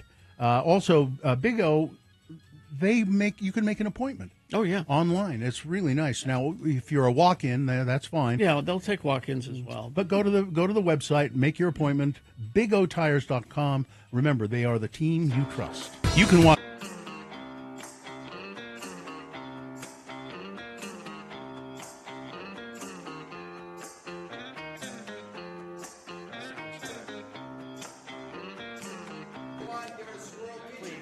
Don't call this day drinking. This is refined. Because I'm heading to Rock Springs. Wyoming? Rock Springs, Wyoming. You know what they say about Rock Springs? What do they say? The two most beautiful sights in Wyoming are the Grand Teton Mountains and Rock Springs in your rearview mirror. Well, I'm heading to Rock Springs because it's the 2024 National High School Finals Rodeo. Wow. Happening in Rock Springs, Wyoming. Okay. Yeah. And my cousin Jubal, Jubal is Uncle Pat's son. What a surprise. I know you're surprised. You guys know Uncle Pat. Yeah, he's a rodeo stock guy. Yeah. This is my cowboy side of the family. Jubal's son has been selected by the state of California to represent the state of California in Saddle Bronc. So I'm driving 3 hours for an 8-second event. Can't you catch a plane? No, they don't allow planes in Rock Springs. Now I thought it was interesting. So it's days at 47 here. Everybody's got it's rodeo time. It's kids. They were herding cattle downtown. Yeah, yesterday, Spencer Cox, the governor, and Abby were herding cattle. Or cattle? Yeah. Oh. And more than one person sent me this list. And it's a directory from a children's rodeo in Utah, and it's the names of the kids that are entered to win. I'm not going to read their last names, but the comment is, kids that participate in rodeo have unusual names. Here's some boy names on the list: McCoy, Hayes, Bronc. Yeah, that's a little. Raygun, Raygun, Raygun. Why? Cutter. Quaylen, not Waylon. Quaylen. It's almost like Quaalude. Who would do that? Tibbs. Tibbs? They call me Mr. Tibbs. Oh, Tibbs. Those are some boy names. Some girl names: Swayze, Remington. Oh boy. Cashin. Shindy. Oh no. Shindy. Carly Joe's cute. Oakley. Dally Joe. Taisley, Tayzlee, Taisley, Paislin, Tenley, Mercedes, Mercadeez. Oh, God. Now, if Katie, do you have the picture I sent you? So this is a picture of my cousin Jubal's son riding in a rodeo in California before he came out here. X96.com/live. He's performing wearing his cowboy costume. Yes. Now, so Jubal is Pat's kid. Yeah. So and he has a kid. He has a kid, and his name is Rowdy. Rowdy. Okay. Rowdy Russell. Sure. And Rowdy. that's like birth certificate name. No, Rowdy. No, Gina, I believe you. It's the perfect name for someone that made it to the National High School Rodeos final. That was Clint Eastwood's name in his first big role when he was on Wagon Train. Oh, I didn't know that. His name was Rowdy Yates. Rowdy Yates. Oh, well, that's cool. Rawhide. Rawhide, yeah. Head him up, move him out. Was it Rawhide? Yeah. Not Wagon Train. The old favorite, Rowdy Yates. So I am headed up to I will have stories, I'm sure, from Rock Springs from the National High School Finals Sure rodeo. you can't fly up? No, No, there are no plane service in Rock Springs. All right. Driving to Rock Springs It's for where 8 seconds. It's It's 8 where the seconds. it's where the first Little America was. Listen, I would have thought that of all the people I know, that you'd have connections.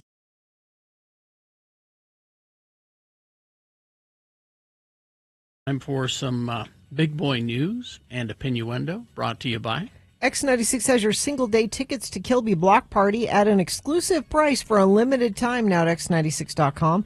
Get your tickets to see Weezer, New Order, and more Kilby Block Party for only $89. Kilby Block Party, May 15th through the 19th at Utah State Fair Park. Well, Mel Gibson is going to resurrect Jesus Christ this summer. Again. Oh, he killed him last time. This time he's going to resurrect him. The controversial actor and director who has slowly wormed his way back into the upper echelons of Hollywood over the past few years will reportedly make his long-awaited, long-gestating The Passion of the Christ sequel, The Resurrection of the Christ, later this year, with the biblical epic follow-up to start shooting in August at Rome's Sin City Studios. As per a report by Variety, producer and CEO of the studios in Italy, The Resurrection of the Christ is now set for an August start of shoot date and will be directed by Mel Gibson. Returning will be Jim Caviezel. Jesus Caviezel, who is just as crazy as Mel Gibson. They probably feed off of each other. Other cast members are expected to return are Maya Morgenstern, who played Mary, the mother of Jesus in The Passion of the Christ, and Francesco De Vito, who played Peter the Apostle. How are they going to explain the aging after all this time? Do you know what I was just Googling, Carrie? How old is Jim Caviezel? He's 56. 56. How are you going to explain that? Because it's like 3 days later, right? Some people found the movie graphically violent to a fault, nothing more than torture porn, and accused the movie of anti-Semitism. Others, however, heaped praise on the performances, Gibson's direction, and even found the movie to be a deeply religious experience. The Resurrection of the Christ will explore the return of Jesus, picking up 3 days after his crucifixion. Despite it being more than 20 years since the first movie's release, Gibson stated last year he thinks he can solve the problem surrounding the aging of the returning actors. So it's like, I have ways of dealing with that because, 20 years ago, it's supposed to be 3 days later, so it has its own peculiar set of problems, but I think I've got an idea of how to solve that, he said. With further details remaining unknown at present, Gibson has also teased 2 vastly different versions of the resurrection. What? Writing 2 scripts for the sequel. I think he's trying to keep people guessing. Or is it his multiple personality disorder? He's, he may be a lot of things, but he's not dumb. He's crazy. Yeah, he's crazy, but he's not dumb. And that movie made a ton of money. It did. Oh, I thought it was hilarious. Writing 2 scripts for the sequel, Gibson has described that one is very structured and very strong and kind of more of what you would expect. The other one, it's kind of like an acid trip because you're going into other realms and stuff. I mean, you're in hell, you're watching angels. Whoa. It's like crazy stuff. We wait. We'll find out which one he chose. Lady Gaga's being dragged into court by a surfboard company. Oh, really? Who claims that she straight up jacked their logo for her new album, according to a new lawsuit. Lost International is suing Lady Gaga for trademark infringement for her Mayhem album, claiming that they own the rights to the term used in Surf Company's distinctive logo and that Lady Gaga's use is literally identical. Looks pretty close, doesn't it? Mayhem is the name of the character from them insurance ads. Oh, yeah. But I guess it's the font, maybe there. Yeah, it's the font. Those two do look pretty close. That actor who plays Mayhem in the insurance ads, those are the best commercials, and it is his best performance. That's the original Mayhem. He's great in those. In the lawsuit, Lost says that they've been slapping a stylized version of Mayhem on their surfboards and merch for over a decade, and Gaga just ripped off the design for her latest album. I'm sure she didn't do it herself. Somebody who did the design for the album cover did it. Do we care about Laura Prepon and Ben Foster getting divorced? Not really. They've accused each other of cruel and inhuman treatment, though. I believe it. Are they both Scientologists or just her? I don't know. I think they both are. I know she just It was the eyebrow plucking. She went too far with it. She's been painting them on, and it's just doesn't say anything about Scientology. It's in that distracting. Chapel Roan says it took 4 days to get rid of the green body paint she had on. Okay, that's fine. We'll move on. I'll see. She dressed as the Statue of Liberty. Yeah. Well, that makes sense. Was she working out in front of one of those tax places? Yeah, it is tax time. That's what it was. It's a sign twirler? Yeah, that's what it was. Let's see. Here, this is Kendrick Lamar's Super Bowl halftime show. Yes. It had viewers wanting to turn their TV sets off to the point of writing to the FCC. There were 125 FCC complaints made about inappropriate lyrics, raunchy dance moves, and apparent anti-American themes. Oh, boy. And a few even taking issue with the Drake beef getting thrown into it. You know, you didn't even know what that was No. until somebody pointed it out. And it was the highest rated halftime show that they've done. Yeah. You weren't offended by that. You read about it, and that offended you. Exactly. Yeah. So Kendrick isn't the only one targeted. Serena Williams was scolded for being involved in promoting gang affiliations. No. And there were 2 complaints about Kanye West commercial that aired in 3 markets. Well, yeah, I'd complain about I that. get. Yeah. Jim Nance, you remember him. Sports. Used to be a local sports Sports reporter ball, yes. right here on KSL. And then he went to the big time. Jim Nance, and he's very well known for being the announcer for the Masters Golf Tournament every year. And, you know, he does other things, obviously. But he's speaking to Bunkered, a podcast, I believe. CBS's Jim Nance has revealed he's going to retire as the Masters lead broadcaster. If all the stars aligned right now, it feels like a pretty good exit point. April 14th, 2036, the 65-year-old announcer said. That's my only scheduled retirement date, 2036. Wow. So, Wish I could say that. yeah. Well, I don't think I'll have any choice. Let's see. What else do we have here? Mick Fleetwood. Yeah. Lindsey Buckingham has not worked with Fleetwood Mac since he was fired from the band in 2018. Yes. It was a very messy fallout, but much of the conflict seemed to be between Buckingham and Stevie Nicks. Now Buckingham is in the studio with Mick Fleetwood. Uh-oh. For the first time in over 7 years. Mick Fleetwood and Lindsey Buckingham have stayed friends even after he was fired from the band. Last month, the two appeared together at the 6th annual Jam for Janie Grammy Awards viewing party at the Hollywood Palladium. Over the last few weeks on Threads, the Swedish producer Carl Falk has been sharing photos from the studio. Mick Fleetwood and Lindsey Buckingham, along with Adam Granduccio from War on Drugs, getting together. They're recording some stuff. Could we do something about Lindsay's Kramer hair? It is kind of weird and sticky uppy, isn't it? Yeah. Huh, It looks like Kramer. Why does he do that? I don't know. I don't know. Yeah. I don't care whether he does it or not. An early Beatles demo has been discovered in Vancouver in a record store. Is it real? Yeah. Last week, Rob Firth threw on a tape labeled Beatles 60s Demos at Neptune Records, figuring it was a bootleg. After posting a video of it to social media, he discovered it was a rare direct copy of an early audition recording on tape. The recording comes from the Beatles audition tape at Decca Studios in London on January 1st, 1962, while they were still looking for a label to sign with. And I believe it was Decca that they did sign with. In the late 70s, it was made available as a bootleg album, but the way it's wound on the tape, you can see that it separates the tracks. It's not a fast copy or a bootleg, Firth said. But it doesn't say here what the song is, and that's the end of the story. I don't know. Row, row, row your boat. Probably not. Billy Joel documentary for HBO. A documentary. 2-part. And So It Goes, it's called. Oh, okay. That makes sense. Well, whatever. Only Murders in the Building. Mm-hmm. New actor joining the cast. Yes. 2-time Oscar winner Renee Zellweger. Boy, everybody's lining up. Season 5 is currently underway. Don't know who Renee will be playing this time around. Deadline confirms that production started earlier this week, so it looks likely there will be more confirmed castings for this season as the days progress. I love that show. This season will focus on the death of Lester, the doorman, at the that's Arconia. right. Yeah. Christopher Walson, Michael. he died in the fountain. Yeah, they found him in the fountain. Christopher Walson, Keegan-Michael Key have also joined the cast for this season. A Scooby-Doo live-action series at Netflix. Of course. 8 episodes. Why not? I don't know. Is the dog in it, though? Let's is see. it animated or is it a... It's live action. It's live That's action. what I said. But is the dog in it? Let Is me see if Scooby it says.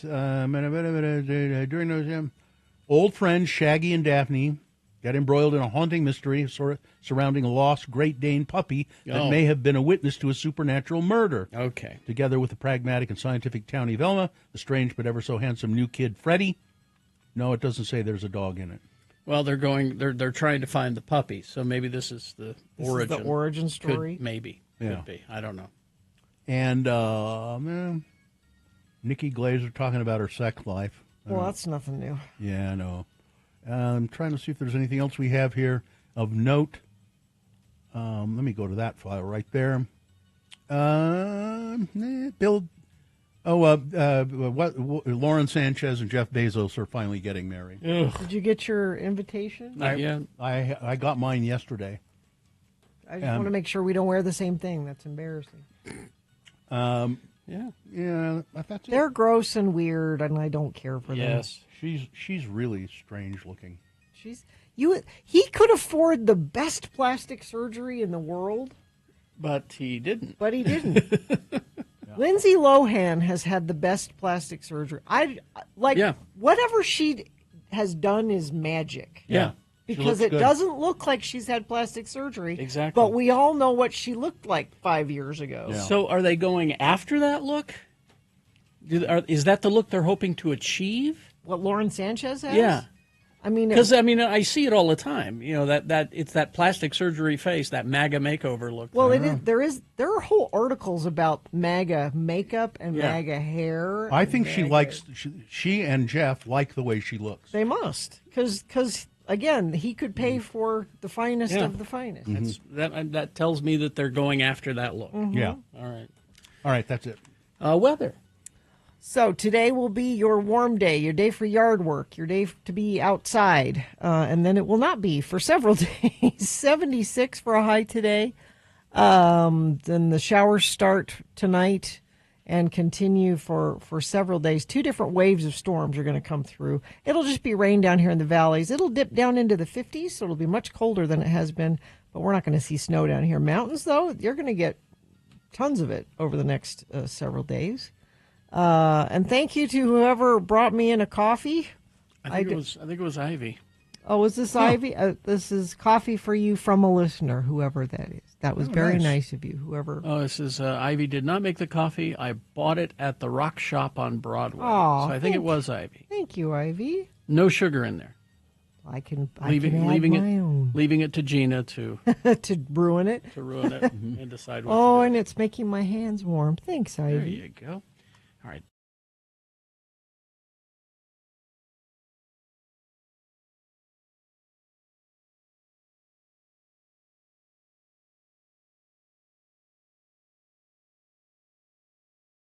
I have this is a list I can include in the news here. Sure. Okay.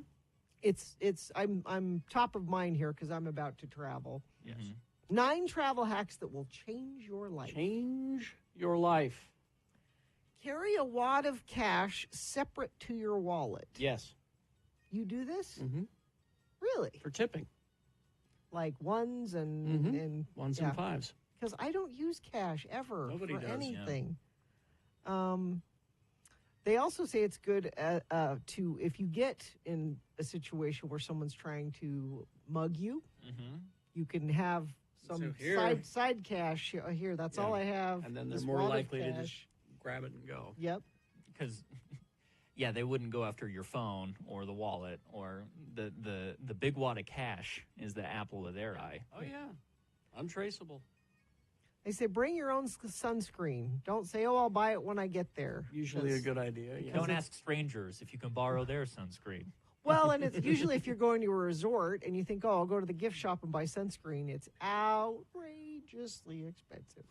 Mm-hmm. Brush your teeth as soon as you land. This I'm not going to go in the airport bathroom and brush my teeth. What's their reasoning?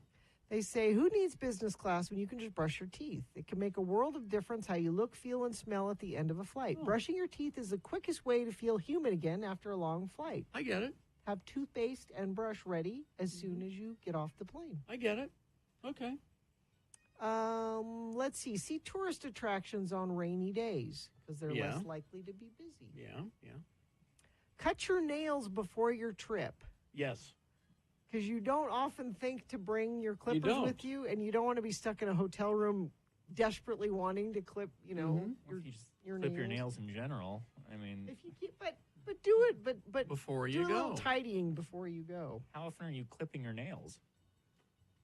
About every other week. Yeah, that. But that's not the point. The point is If you do it, if you make sure you time it so you do it before you leave. do you know the day that you're going to have to do it? No. Okay. But see, but if you do it before you go, then you don't have to worry about it. Speaking of doing it before you go, always go to the toilet when you have a chance. Yes. Again, this is not trip central. But sometimes you think, well, I don't have to go now. Like you're walking by a bathroom and you go, I'm fine. I'm fine. No, you don't know when the next opportunity will be. So that's a preventative pee, I like You to may call get it. in your rental car and then get stuck in traffic, and then you're I suffering. think this way outside of trips, I guess is my point. To everything you're mentioning. And Carrie, this is good advice for your next trip. Okay. Schedule soft days. Soft, yes. Days when you have not Nothing. planned anything. Again!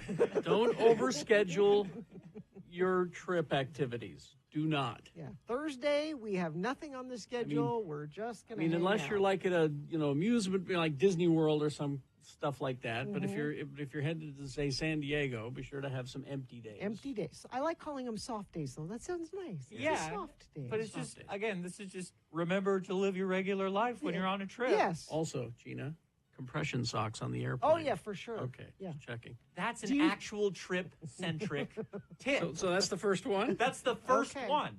Okay. He's so angry. I know. Weather? Weather. I need to calm down a little bit. Yeah, jeez.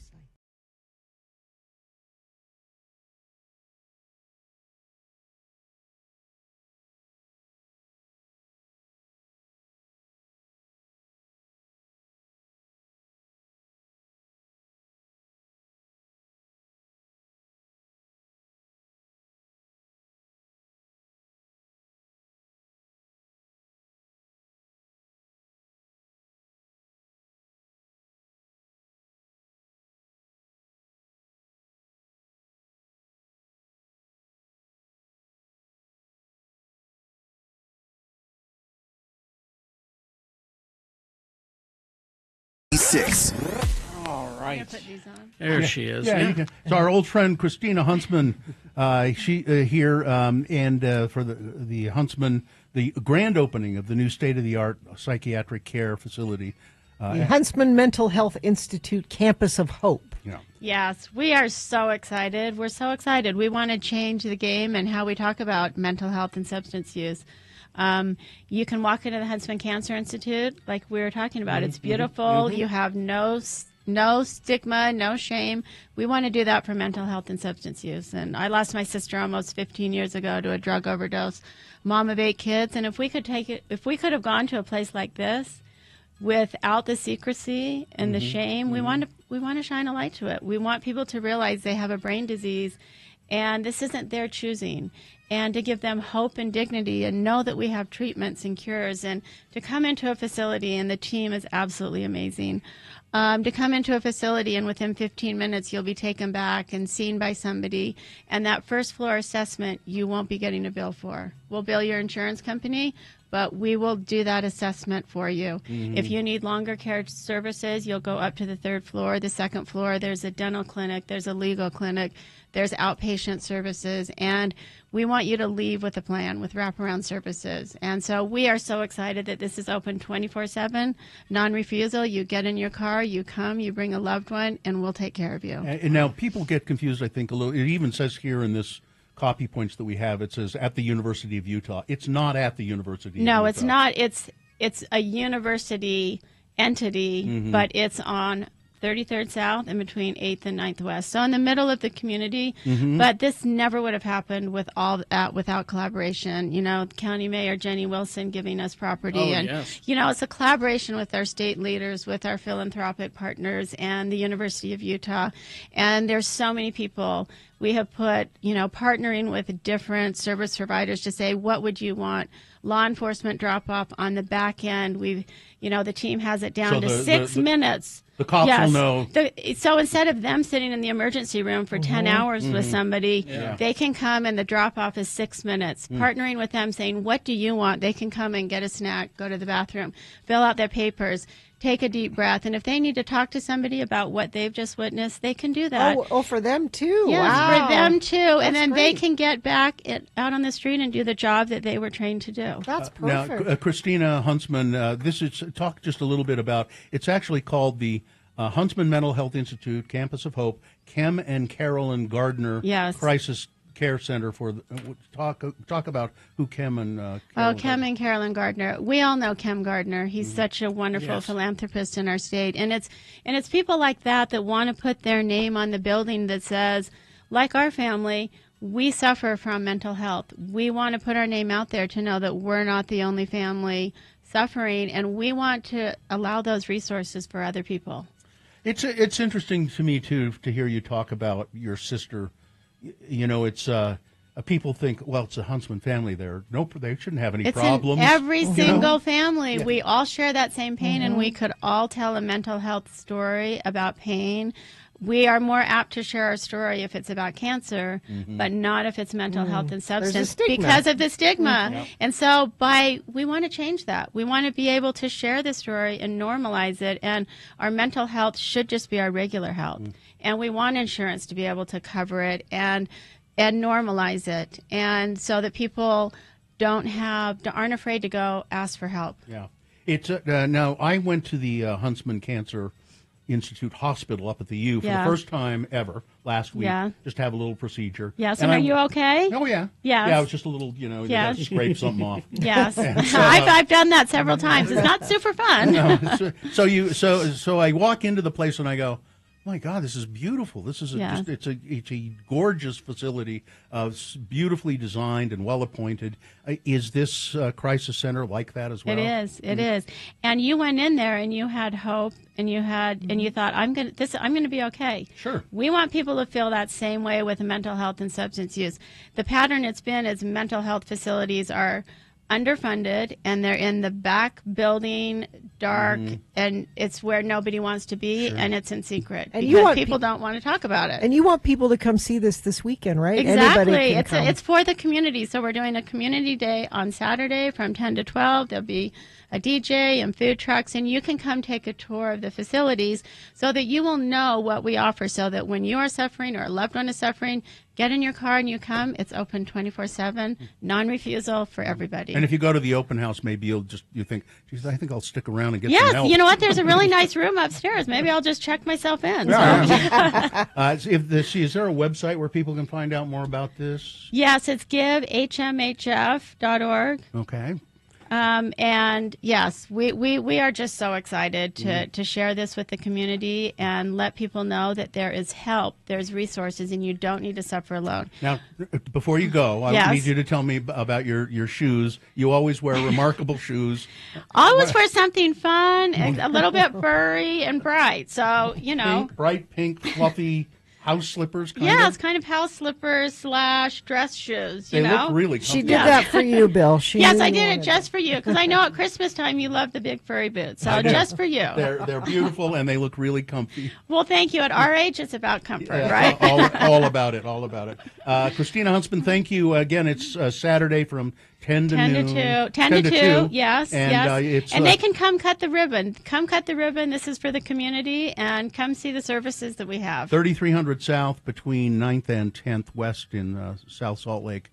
It's going to be a great facility for the community. Thanks for doing it. Thank you. Thank you so much for the time. Yep. Thank you. All right, we're going to take a break, play a song, and crawl to.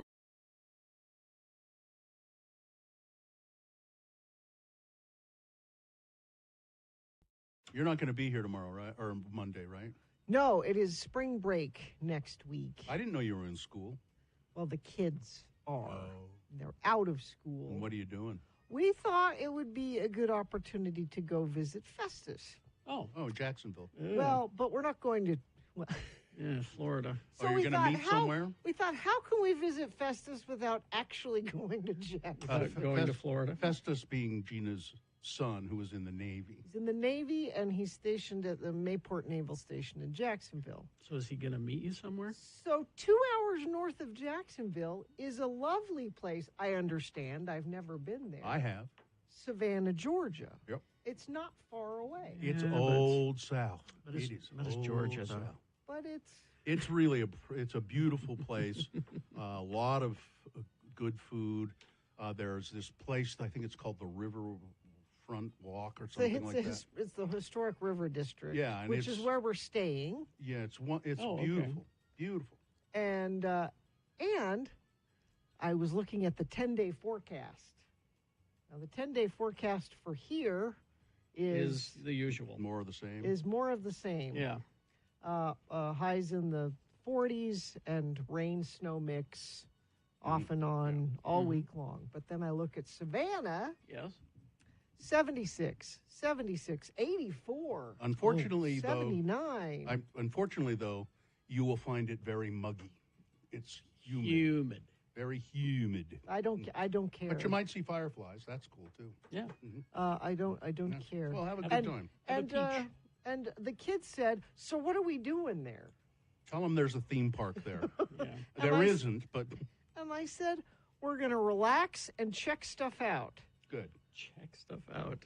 Which means we're going to walk around. It's a history tour. But I told them, I'm like, look, there's a pool at the hotel. We can go to the pool every day. It'll be nice. It'll be Okay. It'll be nice. Of course, tomorrow is April Fool's Day. Yes. And you find this, now I just happen to find this from Reader's Digest, which I didn't even know was still around. It says, a trusted friend in a complicated world. 56 pranks you can pull on people on April Fool's Day. 56? Yeah. Now, I'm telling you, I'm not going to read all of them, obviously, but if you did any of these things, you're a jerk. You're a turd. Your friends will not like this. Here's one called Coffee Talk. If you know somebody who drinks coffee and they put sugar in it, sneak salt in the sugar bowl. Don't do that. So that when they put the salt in their coffee. Wouldn't that be funny? No. How about peanut butter and jelly, or peanut butter and laughs, it says here. Get some crunchy peanut butter and surreptitiously smear it on somebody's shoe, because you know what it'll look like, you know what? Dog poo. It'll look like dog. Isn't that be funny? Bug alert. Put out a sign that says this property infested with bugs, and then put it on your front door. Soapy shower. Unscrew your shower head. Unscrew the shower head and put in a bouillon cube so that your family member takes a shower that smells increasingly like chicken. Why would you do these things? What a horrible thing to do. It's the worst holiday. Here's one called Bad Wrap. Completely wrap a loved one's car in saran wrap. Oh, I hate that and one. then shoot silly string all over it. Silly string. Yeah. Silly string makes everything better. Gross out. Pretend that you're going to the bathroom and call your kid asking for toilet paper. When they come into the bathroom to hand you the toilet paper, accidentally smear melted chocolate on their hand when they pass you the roll. No. April Fool's Day. I'm so glad we don't have to work tomorrow, that April Fool's Day is on a Saturday. I'll warn you now. Next year, it's on a Monday. And I have something prepared. Already? Yes. For next year? I've had this prepared for 2 years. Okay. Really? Okay. I'm just waiting for April Fool's Day. It's a prank? Mm-hmm. I'm going to take the day off then. I'm going to ask for it now. I'm going into work day right now. No, you're going to be in on it. Oh, okay. Oh, okay. Yeah, there are 56. There are 56 here. I just don't. Please don't do any of these things. Here's a texter. Yes, thank you, friend, for Yeah. for ruining my coffee and wasting my money. No. Yeah. You better buy the coffee for them. Pull the old switcheroo on a bathroom toilet paper roll, replacing it with a large roll of white duct tape. You see? No. Now, Katie doesn't like April 1st because it's the anniversary of the car accident that That's right. totaled her Rogue 4 years now. So, and today. Oh no, wait. Now, are we still? Is our contract run out before next April? No, because we'll still be here. Yeah. Okay. All right. Yeah.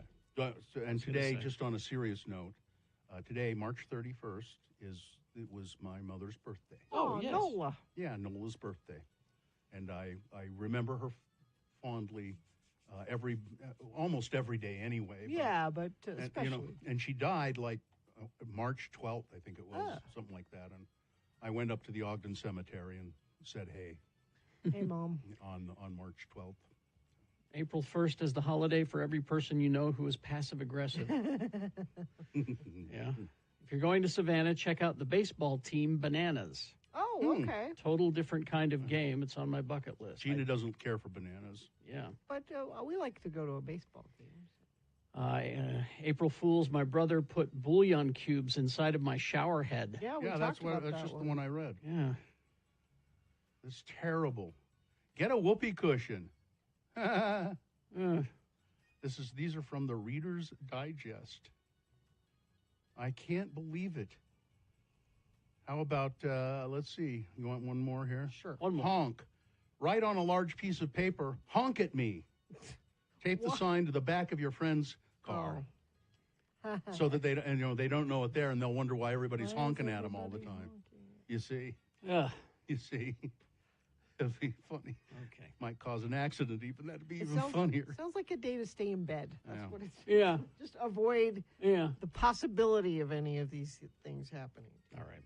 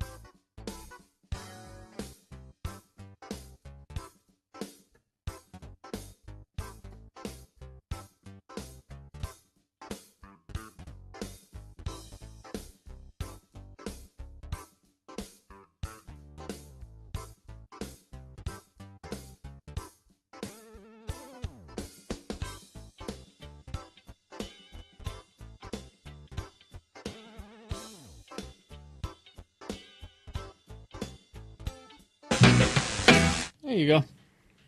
Beck. Okay. Huh? From the Sex Laws album. Not real familiar with that song. I recognized who it was. Nicotine and Gravy. I don't remember it. Well, but if you know, you know. I said, yeah, but I said to myself, well, this is obviously Beck. Anyway. Let's see. So What? So I'm going out of town. Oh, now you tell Well, us. great. Just great. Why didn't you let us know sooner? It's spring break. A It is? lot of people are Yeah. out of town or going out of town. Yeah. Well, did you get your house sitter? Yes. Good. Which that's the biggest pain. Oh, tell me about it. But you want somebody just to be there. Mm-hmm. But to get packages if they come in. Yeah, the sure. dog. And Yeah. take care of the dog Yeah. and eat your food. Eat my food. And sleep in your bed. So Joe made fish. These are the things I worry about. Is this gonna tie in somehow? Yes. Okay. Joe made fish for dinner, and so we have fish in the garbage can. Yeah.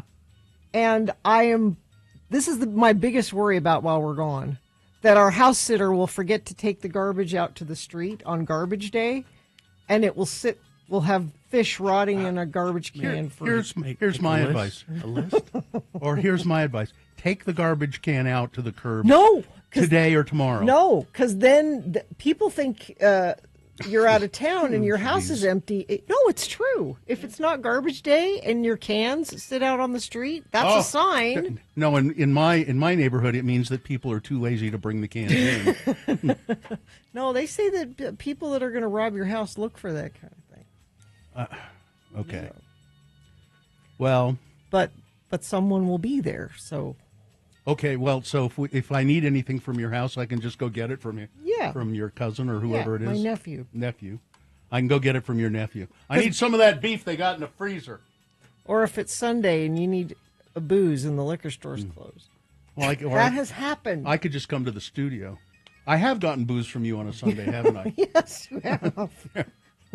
And I've got... Gina's liquor store is open. But now I can just come down to the studio if I need to. There's always a little Jimmy stash in there that he uses for his stuff, his features. Well, it'll be okay. We'll be fine. We'll be fine without you. We'll soldier on somehow, Gina. I don't miss me. I don't know. We will. I'll look over there every day and I'll go, oh, she's still not there. Nick will be here though. Nick's gonna. Oh. Nick's your buddy. Nick's your pal. Could we have him wear a wig? He would, you know. I know. Well, actually, he would. He'd wear a wig and a little dress if we asked him. He's a theater kid. Yeah. Yeah, Nick's fun to have around here. You can sort of make fun of him, and he likes it. No, so I'll tell you where I'm going. Where are you going, Gina? So here's the deal. Not that I asked, but Muhammad, my son, not the prophet, is on a school spring break trip. Yes. To Italy with his Latin class. Italy or Italy? It's Italy. It's actually Italy. All right. And the teacher who took them, Mr. Saran, he said, "Well, you should come with us. Do you want to be a chaperone?" And I said, "No, that sounds horrible. I don't want to do that." But you're going. It's a chance to get away from the kids. But we thought maybe we'll just go and be in the area, and maybe we'll run into them sometimes in the square. In the square. You know, that's the town square. The town square. Because they have them there in Italy. But no, oh God, no! I don't want to. I don't want to be. Yeah. Can you imagine chaperoning a bunch of? Oh my God! Bunch of high school kids. But we will be around for the inevitability that will be Muhammad losing his passport while he's inevitable. Yes. That's why. That's mostly why. Are you going to see the Pope? We have tickets to tour the Vatican. Good luck. We'll see. Just ask if you can knock on the door or knock on the Pope's door and say, "I'll just talk to him through the door." Okay. I won't go in and bother him. No, I'll just say, "Hey, how you feeling, Pope?" And you'll hear, "I'm feeling okay. I'm a doing good." He's not Italian. He's the Pope. The Pope is Gene's Walls. What's that you say, Pope? It's from behind the door. Oh, it's Chainsaw Guy. Somebody is knocking at my door. It's Chainsaw Pope. No, it's the Pope. You know, for Francis. You can call me Fran. Pope Fran. No, don't use that chainsaw to come into my chambers. Mr. Barbarian, put down the chainsaw. I'm gonna have to call a street cigars. Oh, street cigars, you're getting out of women. All right. Chainsaw. Gina, that's my worst nightmare. My mother showing up on an international trip that she originally declined to go on. Hi! Guess who? Oh, God, that's wrong. All right. Let's do the promo. Oh, wait a minute. Okay. On Friday's Radio from Hell show, we're looking for the best question of the week. I think I left the best question in my other pants. No, Bill, we don't have the best question. Friends of the program do. Yes, they have it, and they need to send it to us. radiofromhell at x96.com. Question us about anything you like. We might answer your question. Radio from Hell has all of your answers Friday morning here on X96. All right. Fine job as always, Katie. Live long and prosper, bitches. Don't you know who I am? I don't pick your lead. Artie,